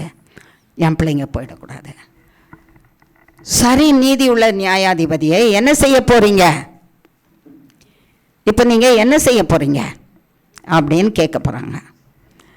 இப்போ நியாயாதிபதி என்ன சொல்கிறாராம்? ஒன்றுமே இல்லை, பதிலே சொல்லலையா. அவர் பார்த்தாராம், அவர் மடியில் வந்து அவர் பிள்ளை இருந்துச்சான். அவர் மடியில் யார் இருந்தது? ஒரு பிள்ளை. நீதி உள்ள நியாயாதிபதியே, உமக்கு எத்தனை பிள்ளை அப்படின்னு கேட்டா அவர் என்ன எத்தனை பிள்ளைன்னு சொன்னாராம்? ஒரே ஒரு பிள்ளை தான் எனக்குன்னாராம். நீதி உள்ள நியாயாதிபதியே, உமக்கு எத்தனை பிள்ளை அப்படின்னு கேட்டால் எனக்கு ஒரே ஒரு பிள்ளை. எங்கே காணுமே அவருனா, எனக்கு உள்ள வச்சு பத்திரமா பார்த்துட்ருக்குறேன். உன் கண்ணுக்கு தெரியாது, உன் கண்ணுக்கு என் பிள்ளைய தெரியாது. உங்களுக்கு தெரியறது வெளியரங்கமாக சிருஷ்டித்திருக்கிற மனுஷ பிள்ளைங்க தெரியும். ஆனால் எனக்கு இருக்கிற ஒரே பிள்ளை எனக்கு உள்ள என் தொண்டைக்குள்ளே என் சரீரத்தில் வச்சு பாதுகாத்துட்ருக்குறேன். அப்போ என்ன பண்ண போகிறீங்க? அந்த பிள்ளைய நீங்கள் உங்கள் பிள்ளைய வச்சுருக்கிறீங்க, அது சரி. இந்த துன்மார்க்கருக்கெல்லாம் தண்டனை கொடுக்கணுமே. இப்போ சீக்கிரம் டைம் ஆயிடுச்சு, ஜட்ஜ்மெண்ட் கொடுக்கணும் இல்லையா? தீர்ப்பு கொடுக்குற நாள் வந்துடுச்சு. என்ன செய்ய போகிறீங்க? சீக்கிரம், இன்னும் 1 நிமிஷம் 2 நிமிஷம் தான் இருக்குது. என் பிள்ளைய உள்ளே இருந்து கொண்டு வரேன். எனக்குள்ளே இருந்து வெளியே கொண்டு வந்து அவரை வானத்துக்கும் பூமிக்கும் மத்தியில் சிலுவை மரத்திலே தொங்கும்படி செய்து பாரினாலே அடித்து ஆணினாலே அவங்கள அரைஞ்சி போட்டு முள் கிரீடத்தினாலே சூட்டப்பட்டு அவமானத்தினாலும் துக்கத்தினாலும் நிரப்பப்பட்ட சரீரத்தை எல்லாம் கிழித்து எடுத்து போட்டு நீ செய்த எல்லா பாவத்துக்காகவும், துன்மார்க்கனே நீ செய்த எல்லா பாவத்துக்கும், பொல்லாப்பு செய்தவனே நீ செய்த எல்லா பாவத்துக்கும் உனக்கு நான் நியாய தீர்ப்பு என்னன்னு கொடுக்கணும். உனக்கு மரண ஆக்கினையை நான் உனக்கு கொடுக்கணும். நான் உன் மேலே கொடுக்காதபடிக்கு இப்போ நான் உனக்கு ஒரு தருணத்தை கொடுத்துருக்குறேன். என்ன? என் பிள்ளையை எடுத்து நீ வாங்க வேண்டிய தண்டனை எல்லாம் என் பிள்ளை மேலே வச்சுட்டேன். யார் மேலே வச்சுட்டேன்? என் மகன் மேலே வச்சுட்டேன். அவருக்கு என்ன ஆண்டவரே பேர்? இயேசு கிறிஸ்து. உன்னை ரட்சிக்க நான் கொடுத்த இயேசு கிறிஸ்து. நீ தண்டனையை அனுபவிக்காதபடிக்கு, நீ சாகாதபடிக்கு, உன்னுடைய இடத்துல சாகும்படிக்கு மரிக்கும்படிக்கு நான் வச்சது என் பிள்ளைய நானே. அவர் பேர் தான் இயேசு கிறிஸ்து. அப்போ மனுஷனுக்கு கொடுக்க வேண்டிய தண்டனை என்ன? வாரினாலே 40 அடி, அதில் 1 குறைச்சிக்கணும், 39. 39 அடியும் வாரினாலே யாரை அடிச்சாரா? யாருடைய பிள்ளை? பிதாவின் பிள்ளையாகிய இயேசு கிறிஸ்துவை நான் அடி வாங்க வேண்டியதை எல்லாவற்றையும், துன்மார்க்கனாகிய நான் பெற வேண்டிய அவ்வளவு தண்டனையும் அவருடைய பிள்ளையாகிய இயேசு கிறிஸ்துவின் பேரில் அந்த சாட்டையினால் 39 அடியும் அடித்தாங்களாம். அடித்த அந்த சரீரத்தை எல்லாம் பிஞ்சு கிழிஞ்சு போய் ரத்தமாக வடிஞ்சிட்ருக்குதான். தலையில் முள் கிரீடம் ரத்தமாக வடிஞ்சிட்ருக்குதான். கண்களிலும் மூளையிலும் சரீரத்திலும் ரத்தமாக வடியுது. எனக்கு கொடுக்க வேண்டிய முள் கிரீடம் யாருக்கு கொடுக்கப்பட்டது? பிதாவின் பிள்ளை. வாய் திறந்து நல்லா சொல்லுங்க. அதனால தான் நீங்களும் நானும் உயிரோட சந்தோஷமாக இன்றைக்கி உட்கார்ந்துருக்குறோம். இங்கே பிதாவின் பிள்ளையின் மேலே வச்சுட்டாராம். பிதாவின் பிள்ளையாகிய இயேசு கிறிஸ்துவின் பேரில் அந்த முள் கிரீடம் எனக்கு கொடுக்கப்பட வேண்டிய அடி தண்டனை, சாட்டையினால் அடிக்கப்பட வேண்டிய தண்டனை பிதாவின் பிள்ளையாகிய இயேசு கிறிஸ்துவுக்கு கொடுத்தாராம். சரீரம் கிழிஞ்சு போச்சு, மேலே இருந்து கீழே வரைக்கும் நைஞ்சி போச்சு. சரீரத்தில் ரத்தமாக ஊற்றி கொண்டே இருக்குது. வஸ்திரத்தை எல்லாம் கிழிச்சு போட்டாங்களாம் நிர்வாணம். ஏன்னா நமக்கு நிர்வாணத்துக்கு தான் தண்டனை. ஏன்னா நம்ம கண்கள் நிர்வாணத்தை பார்க்கறதுக்கு தான் ஆசையாக இருக்குது. செல்ஃபோனை எடுத்து பாருங்கள், நிர்வாணம்தான். கேங் ரேப்பிங்கு. ஃப்ரெண்டுன்றான், உன்னை நேசிக்கிறேன்றான், உன்னை லவ் பண்ணுறேன்றான், கூட்டிகிட்டு போகிறான். அவனும் ரேப் பண்ணுறான், அவனோட சேர்ந்து ஃப்ரெண்ட்ஸும் ரேப் பண்ணுறாங்க. பண்ணிவிட்டு உயிரோடு விட்டுட்டும் வரமாட்டேங்கிறாங்க, கொன்று போட்டு வராங்க, எரிச்சு போட்டுட்டு வராங்க. கண்களில் நிறைஞ்சி இருக்கிறது நிர்வாணம். ஆண்களின் நிர்வாணம், பெண்களின் நிர்வாணம், ஒவ்வொரு மனுஷன் ஒவ்வொரு ஸ்திரீக்குள்ளாக நிறைஞ்சி இருக்கிறது. கண்களுக்குள்ளும் மூளைக்குள்ளும் அவங்க அதை பார்த்துக்கிட்டு இருக்கிற செல்லுக்குள்ளும் இருக்கிறது நிர்வாணம். உன்னை நான் நிர்வாணம் பண்ணணும். துன்மார்க்கனே, நீ செய்த இந்த நிர்வாணத்தை உனக்கு தான் நான் உரிக்கணும். ஆனால் நான் என்ன பண்ண, நீ சாகிறது விரும்பலை. நான் உன்னை நிர்வாணமாக்குறத நான் விரும்பலை. ஆகையினால பிதாவின் பிள்ளையாகிய என் பிள்ளையை நிர்வாணமாக்கினேன். உன்னை வஸ்திரத்தினாலே, மன்னிப்பின் வஸ்திரம், அது ரட்சிப்பின் வஸ்திரம், அதில் உடுத்து வைத்து நீதியின் சால்வையில், கீழ்ப்படித்தல் என்ற நீதியின் சால்வையினாலே உன்னை உடுத்து வைக்கிறதுக்காக அவரை நான் நிர்வாணமாக்கினேன். உன் அடிகளெல்லாம் அடித்தேன். சிலுவை மரத்தை சுமக்க வச்சேன். நீ சுமக்க வேண்டிய பாரத்தை, பாவத்தின் பாரத்தை சுமக்க வச்சேன். என் பிள்ளைய ஆணிகளால் அடிக்க வச்சேன். 2 கையும் 2 கால்களும் ஆணியினால் அடிக்கப்பட்டிருக்குதா. இந்த சரீரம் முழுவதும் அந்த ஆணியில் இருந்தால் எப்படி ஸ்ட்ராங்காக நிற்க முடியும்? எப்படி முடியும்? தொங்கி தொங்கி போகும், தொங்கி தொங்கி போகும். இந்த ஆணி தான் தாங்கணும். தாங்குமா அந்த ஆணி? சரீரத்தை தொங்கி தொங்கி போகும். தலை வணங்கி வணங்கி போகும். சரீரத்தில் இந்த ரத்தம் வடிஞ்சிக்கிட்டே இருக்குது. துன்மார்க்கனே, நீ சாகிறது எனக்கு எந்த வளவும் விருப்பம் இல்லை. நீ பிழைச்சிருக்கிறது தான் எனக்கு பிரியம். நீ பிழைக்கிறதுக்காக உனக்கு கொடுக்க வேண்டிய தண்டனையை நான் என் ஒரே பிள்ளையாகிய இயேசு கிறிஸ்துவின் பேரில் வச்சேன். நான் ஜட்ஜ்மெண்ட் எழுத போகிற நேரத்தில் அந்த தண்டனையை நான் உனக்கு எழுதாமல் உன் பேரை மாற்றி என் பிள்ளையின் பேரில் வச்சுட்டேன். என் பிள்ளையாகிய இயேசு கிறிஸ்துவின் நாமத்தினால, அவர் மரணத்தினால நீ விடுதலை. துன்மார்க்கனாகிய நீ விடுதலை பெற்றாய். துன்மார்க்கனாகிய நீ விடுதலை பெற்றாய். துன்மார்க்கனாகிய ஆணும் பெண்ணும் நீ விடுதலை பெற்றாய். மரண சாசனத்துக்கு நீ நியமிக்கப்பட்டு சாக வேண்டிய உன்னை நான் ஜீவ சாசனத்துக்குள்ளே வைத்தேன். உன்னை விடுதலை ஆக்கினேன். யார் உனக்காக மரித்தது? இயேசு கிறிஸ்து. என் ஒரே பிள்ளையாகிய இயேசு கிறிஸ்து. அவரை வச்சேன், அவர் மேலே அடித்தேன், அவர் மேலே சாட்டையில் அடித்தேன், அவர் சரீரத்தை பிச்சு எடுத்தேன், அவருடைய தலையிலிருந்து ரத்தம் வடியும்படி செய்தேன்.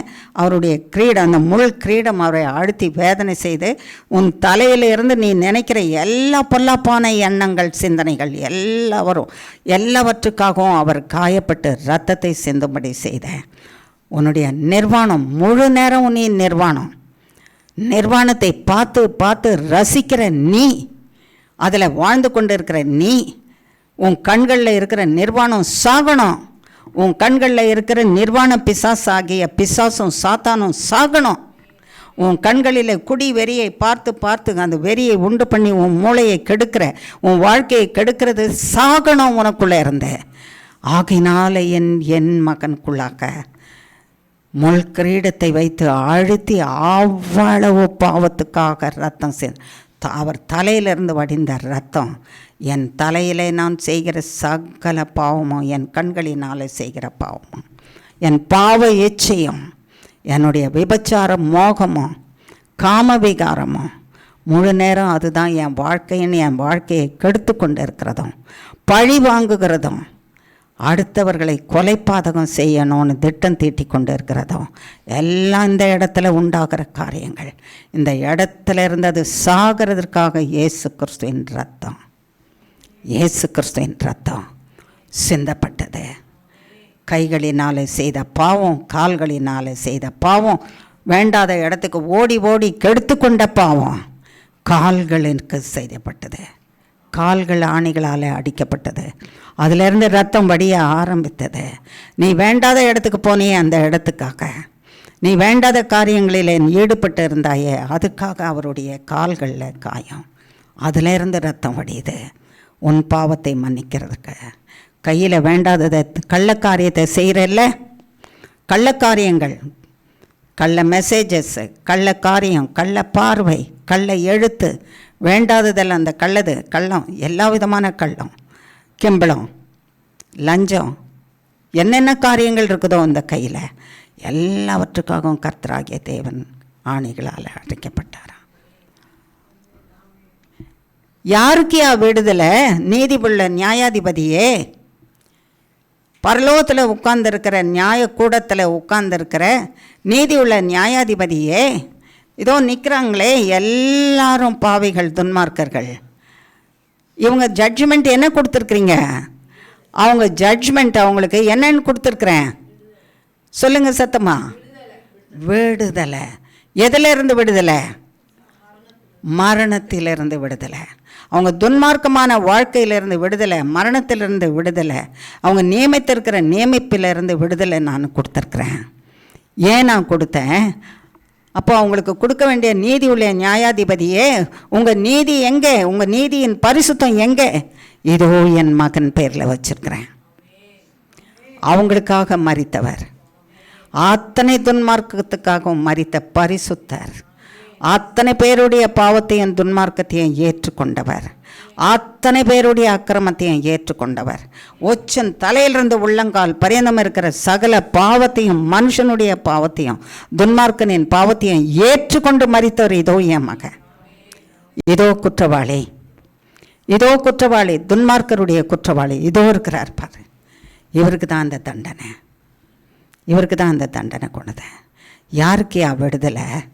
துன்மார்க்கனுக்கு விடுதலை, துன்மார்க்கராகிய நமக்கு விடுதலை, துன்மார்க்கனாகிய எனக்கு விடுதலை, துன்மார்க்கனாகிய எனக்கு விடுதலை. சொல்லம்மா, சர்வ வல்லமுள்ள தேவன் என் மேலே அன்பு கூர்ந்ததுனால என் துன்மார்க்கமான பாவத்தை மன்னித்து நான் மரிக்க வேண்டிய இடத்துல என் துன்மார்க்கத்துக்காக கீழ்ப்படியாமைக்காக இயேசு கிறிஸ்துவை பலியாக கொடுத்து என்னை முற்றிலுமாய் மன்னித்து என்னை விடுதலையாக்கினார். பிதா இயேசு கிறிஸ்துவின் நாமத்தினால என்னை விடுதலையாக்கினார். பிதா இயேசு கிறிஸ்துவின் நாமத்தினால என்னை விடுதலையாக்கினார். பிதா இயேசு கிறிஸ்துவின் நாமத்தினால என்னை விடுதலையாக்கினார். பிதா இயேசு கிறிஸ்துவின் நாமத்தினால என்னை விடுதலையாக்கினார். பிதா இயேசு கிறிஸ்துவின் நாமத்தினால என்னை விடுதலையாக்கினார். பிதா இயேசு கிறிஸ்துவின் நாமத்தினால என்னை விடுதலையாக்கினார். என்னை பாவத்திலிருந்து, அதன் பலன் மரணத்திலிருந்து, பாவத்தின் பலனாகிய மரணத்திலிருந்து சாபத்திலிருந்து, அழிவிலிருந்து, வியாதியிலிருந்து, மரண அக்கினையிலிருந்து, சத்ருவின் பிடியிலிருந்து, சாத்தானோ அவன் சேனையின் பிடியிலிருந்து, மரணத்தை உண்டாக்கத்தக்கதாக சாத்தானோ பிசாசோ செய்து வைத்திருக்கிற அத்தனை மந்திரங்கள் சூன்யங்களிலிருந்து, சாத்தானுக்கும் பிசாசுக்கும் தங்களை வெற்று போட்டு இருக்கிற மனுஷருடைய கொடுமையிலிருந்து, வறுமையிலிருந்து, கடனிலிருந்து, இல்லாமையிலிருந்து, பெற்றுக்கொள்ள முடியாமையிலிருந்து பெற்றுக்கொள்ளத்தக்கதாக, பரிசுத்தமாக்கப்படத்தக்கதாக, ஜீவனை பெற்று தீர்காயுசை பெற்று கர்த்தருக்கு மகிமையாக வாழத்தக்கதாக, நித்திய ஜீவ ஒளியில நிரப்பி அவருக்கு மகிமையாக வாழத்தக்கதாக, பரிபூர்ண ஆசீர்வாதத்திலும் பரிபூர்ண சுகத்திலும் சௌக்கியத்திலும் ஆரோக்கியத்திலும் பரிபூர்ண குணத்திலும் பரிபூர்ண சமாதானத்திலும் சத்தியத்திலும் பரிபூர்ண பரிசுத்தத்திலும் பரிபூர்ண ஆசீர்வாதத்திலும் ஐஸ்வர்யத்திலும் கர்த்தருக்கென்று பரிசுத்தங்களாக அவருக்கு சாட்சியாக கர்த்தருடைய வருகை பரியந்தமோ என்னை காத்துக்கொள்ள வல்லமை உள்ளவருக்கு, என்னை விடுவிக்க இயேசு கிறிஸ்துவை பலியாக கொடுத்தவருக்கு, இயேசு கிறிஸ்துவினாலே என்னை மீட்டு கொண்டவருக்கு, பிதாவாகிய தேவனுக்கு கோடி கோடி ஸ்தோத்திரம். எனக்காக நான் மரிக்க வேண்டிய இடத்துல என் மரணத்தை எடுத்துக்கொண்ட இயேசு கிறிஸ்துவுக்கு கோடி கோடி ஸ்தோத்திரம். என் மரணத்தை அழித்து எனக்கு ஜீவனை கொடுக்கத்தக்கதாக, தீர்காயுசை கொடுக்கத்தக்கதாக, ஓடினாலும் இளைப்படையாதபடி, நடந்தாலும் சோர்ந்து போகாதபடிக்கு நான் கர்த்தருக்கு மகிமையை வாழத்தக்கதாக, அடைப்பட்டவைகள் எல்லாம் திறக்கப்பட்ட பணத்தினாலே, ஐஸ்வர்யத்தினாலே, பொருளாதாரத்தினாலே அடைக்கப்பட வேண்டிய சகலமும் அடைக்கப்பட்டு விடுதலை எங்களுக்கு கொடுத்த இயேசு கிறிஸ்துவின் நாமத்தினாலே, உயிரோடு எழுந்த சர்வ வல்லமுள்ள இயேசு கிறிஸ்து ஜீவன் உள்ளவராய் இருக்கிறதுனால எங்களுக்கு ஜீவனை கொடுத்து அவர் திரும்ப வந்து எங்களுக்காக ராஜரீகம் செய்யும் பரியந்தம் எங்களை கைவிடாமல் காக்கிற சர்வ வல்லமுள்ள தேவாதி தேவனுக்கும் பிதாவுக்கும் குமாரனாகிய கிறிஸ்துவுக்கும் பரிசுத்த ஆவியானவருக்கும் கோடான கோடி ஸ்தோத்திரம், கோடான கோடி ஸ்தோத்திரம், கோடான கோடி ஸ்தோத்திரம், கோடான கோடி ஸ்தோத்திரம், கோடான கோடி ஸ்தோத்திரம், கோடான கோடி ஸ்தோத்திரம், கோடான கோடி ஸ்தோத்திரம், அனந்த கோடி ஸ்தோத்திரம். வார்த்தையில் உண்மை உள்ளவர், எங்களுக்கு இதுபரியந்த உண்மையாக இருந்தது போல இனிமேலும் உண்மையாக இருப்பார், இனிமேலும் உண்மையாக இருப்பார். இயேசு கிறிஸ்துவின் நாமத்துக்கு கோடி கோடி ஸ்தோத்திரம். இயேசு கிறிஸ்துவின் நாமத்தினால ஆமேன், ஆமேன், ஆமேன். கர்த்தருக்குள்ள அன்பான பிள்ளைகளே, கர்த்தராகிய தேவன் நமது மேலே வைத்திருக்கிற பிரியத்தை தான் எடுத்து சொன்னார். இப்போ அவருக்கு சொல்ல வேண்டிய ஒரு காரியம் இருக்குது. நீ சாகிறது எனக்கு பிரியமில்லை, துன்மார்க்கன் சாகிறது பிரியமில்லை. நீ சாக வேண்டிய இடத்துல நியாய தீர்ப்பின் ஸ்தானத்தில் உட்காந்து தீர்ப்பை நான் உங்களுக்கு பதிலாக என் மகன் இயேசுவின் மேலே எழுதிட்டேன், இயேசு கிறிஸ்துவின் மேலே எழுதினேன். புனிதாவுக்கு பதிலாக இயேசு கிறிஸ்து, விஜயாவுக்கு பதிலாக இயேசு கிறிஸ்து, ஹெப்சிபாவுக்கு பதிலாக இயேசு கிறிஸ்து, பியூலாவுக்கு பதிலாக இயேசு கிறிஸ்து, எஸ்தருக்கு பதிலாக இயேசு கிறிஸ்து. இங்கே வந்திருக்கிற அத்தனை வாலிப பிள்ளைகள், வாலிப மக்கள், வாலிப ஆண் பிள்ளைகள், பெரியோர், முதியோர், பெரியவர்கள், சின்னவர்கள், அத்தனை பேருக்கும் பதிலாக இயேசு கிறிஸ்து மரித்து உயிரோடு எழுந்தார். அவர் ரத்தம் நமது பேரில் இருக்கு. அவர் ரத்தம் நமது பேரில் இருந்தால் தான் அவர் அழித்த பாவம் திருப்பி நமக்குள்ளே வராது. அவருடைய வார்த்தை நமக்குள்ளே இருந்தால் தான் அவர் அழித்த பாவம் திருப்பி நமக்குள்ளே வராது. அவருடைய வார்த்தை நமக்குள்ளே இருந்தால் தான் அவர் அழித்த பாவம் திரும்ப நமக்குள்ளே வராது. ஆகையினால ஆனுதினமும் அவர் வார்த்தையிலும் அவருடைய இரத்தத்திலும் அவருடைய நாமத்திலும் நாம் நிறைந்து வாழணுமா. அப்போ தான் நமக்கு இதுவரைக்கும் நமக்கு இனிப்பாக இருந்த குடி அதை பார்த்தா விஷம்னு தெரியுமா, வெறுத்து போயிடும். இது வரைக்கும் நம்ம பார்த்துட்டு இருந்த நிர்வாண படங்கள் சீ என்று தள்ளுவோமா, அசுத்தத்தை பார்க்குறபடி. இது வரைக்கும் நமக்கு தப்பான வழியில் நடத்துகிற மனுஷருடைய ஆலோசனையை கேட்டு கேட்டு சீ என்று சொல்லி அதை என்ன செய்வோமா, இந்த ஆலோசனை வேணாம், பரமபிதா எனக்காக மரித்த இயேசு கிறிஸ்து என்னோடு கூட இருக்கிறார், உயிரோடு எழுந்தவர், அவர் ஜீவனுள்ளவர், உயிரோடு இருக்கிறாரு. அந்த ஜீவ அதிபதி எனக்குள்ளே இருக்கிறதுனால என்னை அனுதினமும் பரிசுத்தப்படுத்திகிட்டே இருக்கிறாரு. இந்த ஜீவ அதிபதி மரணத்தை அழித்தவர், இந்த ஜீவ அதிபதி பாவத்தை அழித்தவர், இந்த ஜீவ அதிபதி அக்னியாய் இருப்பவர். நெருப்புக்குள்ளே விழுந்தால் ஏதாவது உயிரோடு இருக்குமா? இருக்காது. அவருடைய ரத்தம் எனக்குள்ளே, அவர் வார்த்தை எனக்குள்ளே, அவர் வல்லமை எனக்குள்ளே, அவர் நாமம் எனக்குள்ளே இருக்கும்போது பிசாசு திரும்ப பழைய பாவத்தை கொண்டு வந்தாலும், புதிய ரக பாவத்தை கொண்டு வந்தாலும், புதிய மனுஷர் துரோகம் செய்ய வந்தாலும், பழைய மனுஷர் துரோகம் பண்ண வந்தாலும் அவர்களை அழிக்கவே அழித்து நம்மை விடுவிக்கவே விடுவித்து பாதுகாத்து கொள்வார். அப்போ நம்ம எங்கே இருக்கணும்?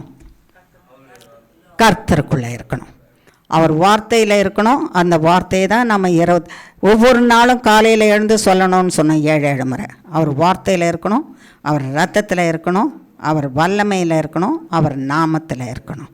அதில் இருந்தால் தான் நாம் பிழைக்க முடியும். அவர் நமக்கு கொடுத்துருக்கிறத வச்சுட்டு நம்ம வாழ முடியும்.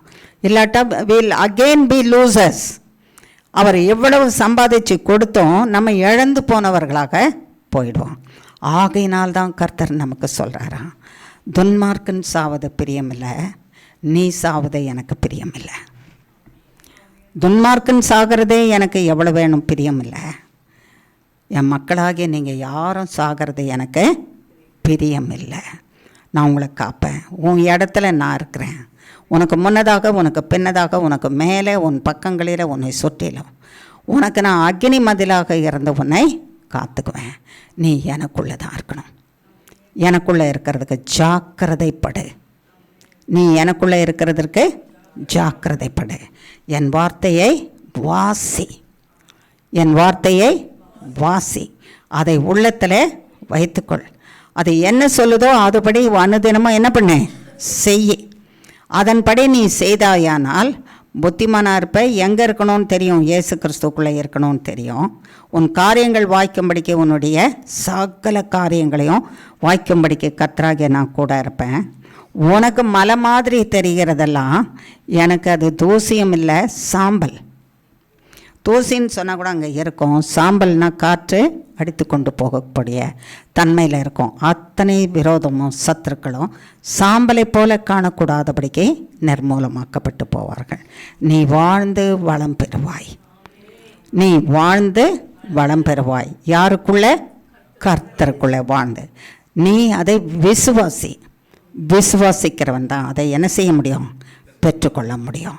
ஆகையினால கர்த்தராகிய தேவன் நமக்கு சொன்னார், இந்த வருஷத்தின் தொடக்கத்தில் நம்ம என்ன வசனத்தை வாசித்தோம்? யோசுவாவின் புஸ்தகம் 1ஆம் அதிகாரத்தில் 7ஆம் வசனத்துலேருந்து எது வரைக்கும் வாசித்தோம்? 9வது வசனம் வாசிப்போம், வாசித்துட்டு முடிக்கலாம்.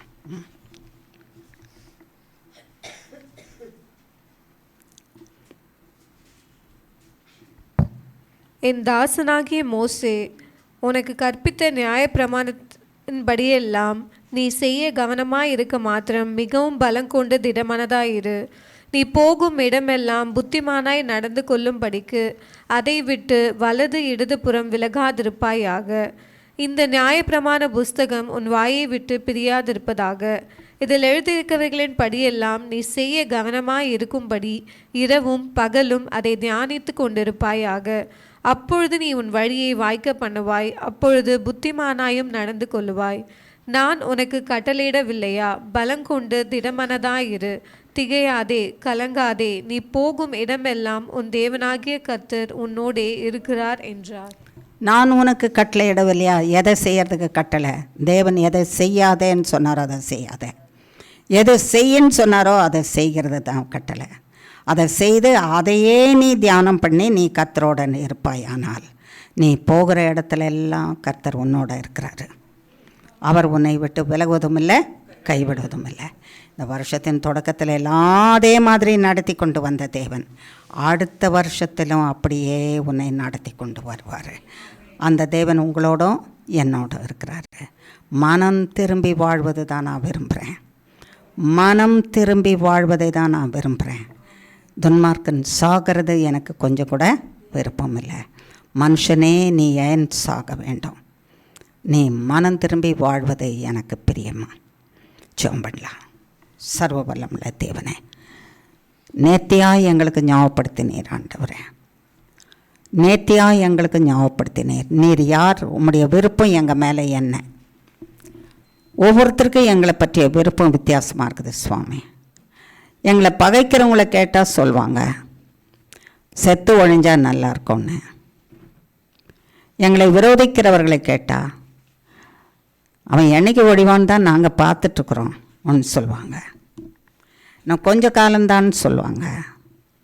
கொஞ்ச காலத்தை சத்ரு எண்ணிகிட்ருப்பான்.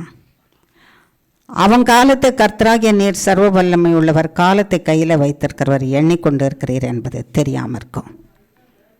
சர்வ வல்லமுள்ள தேவனே, பொய்யிலும் புரட்டிலும்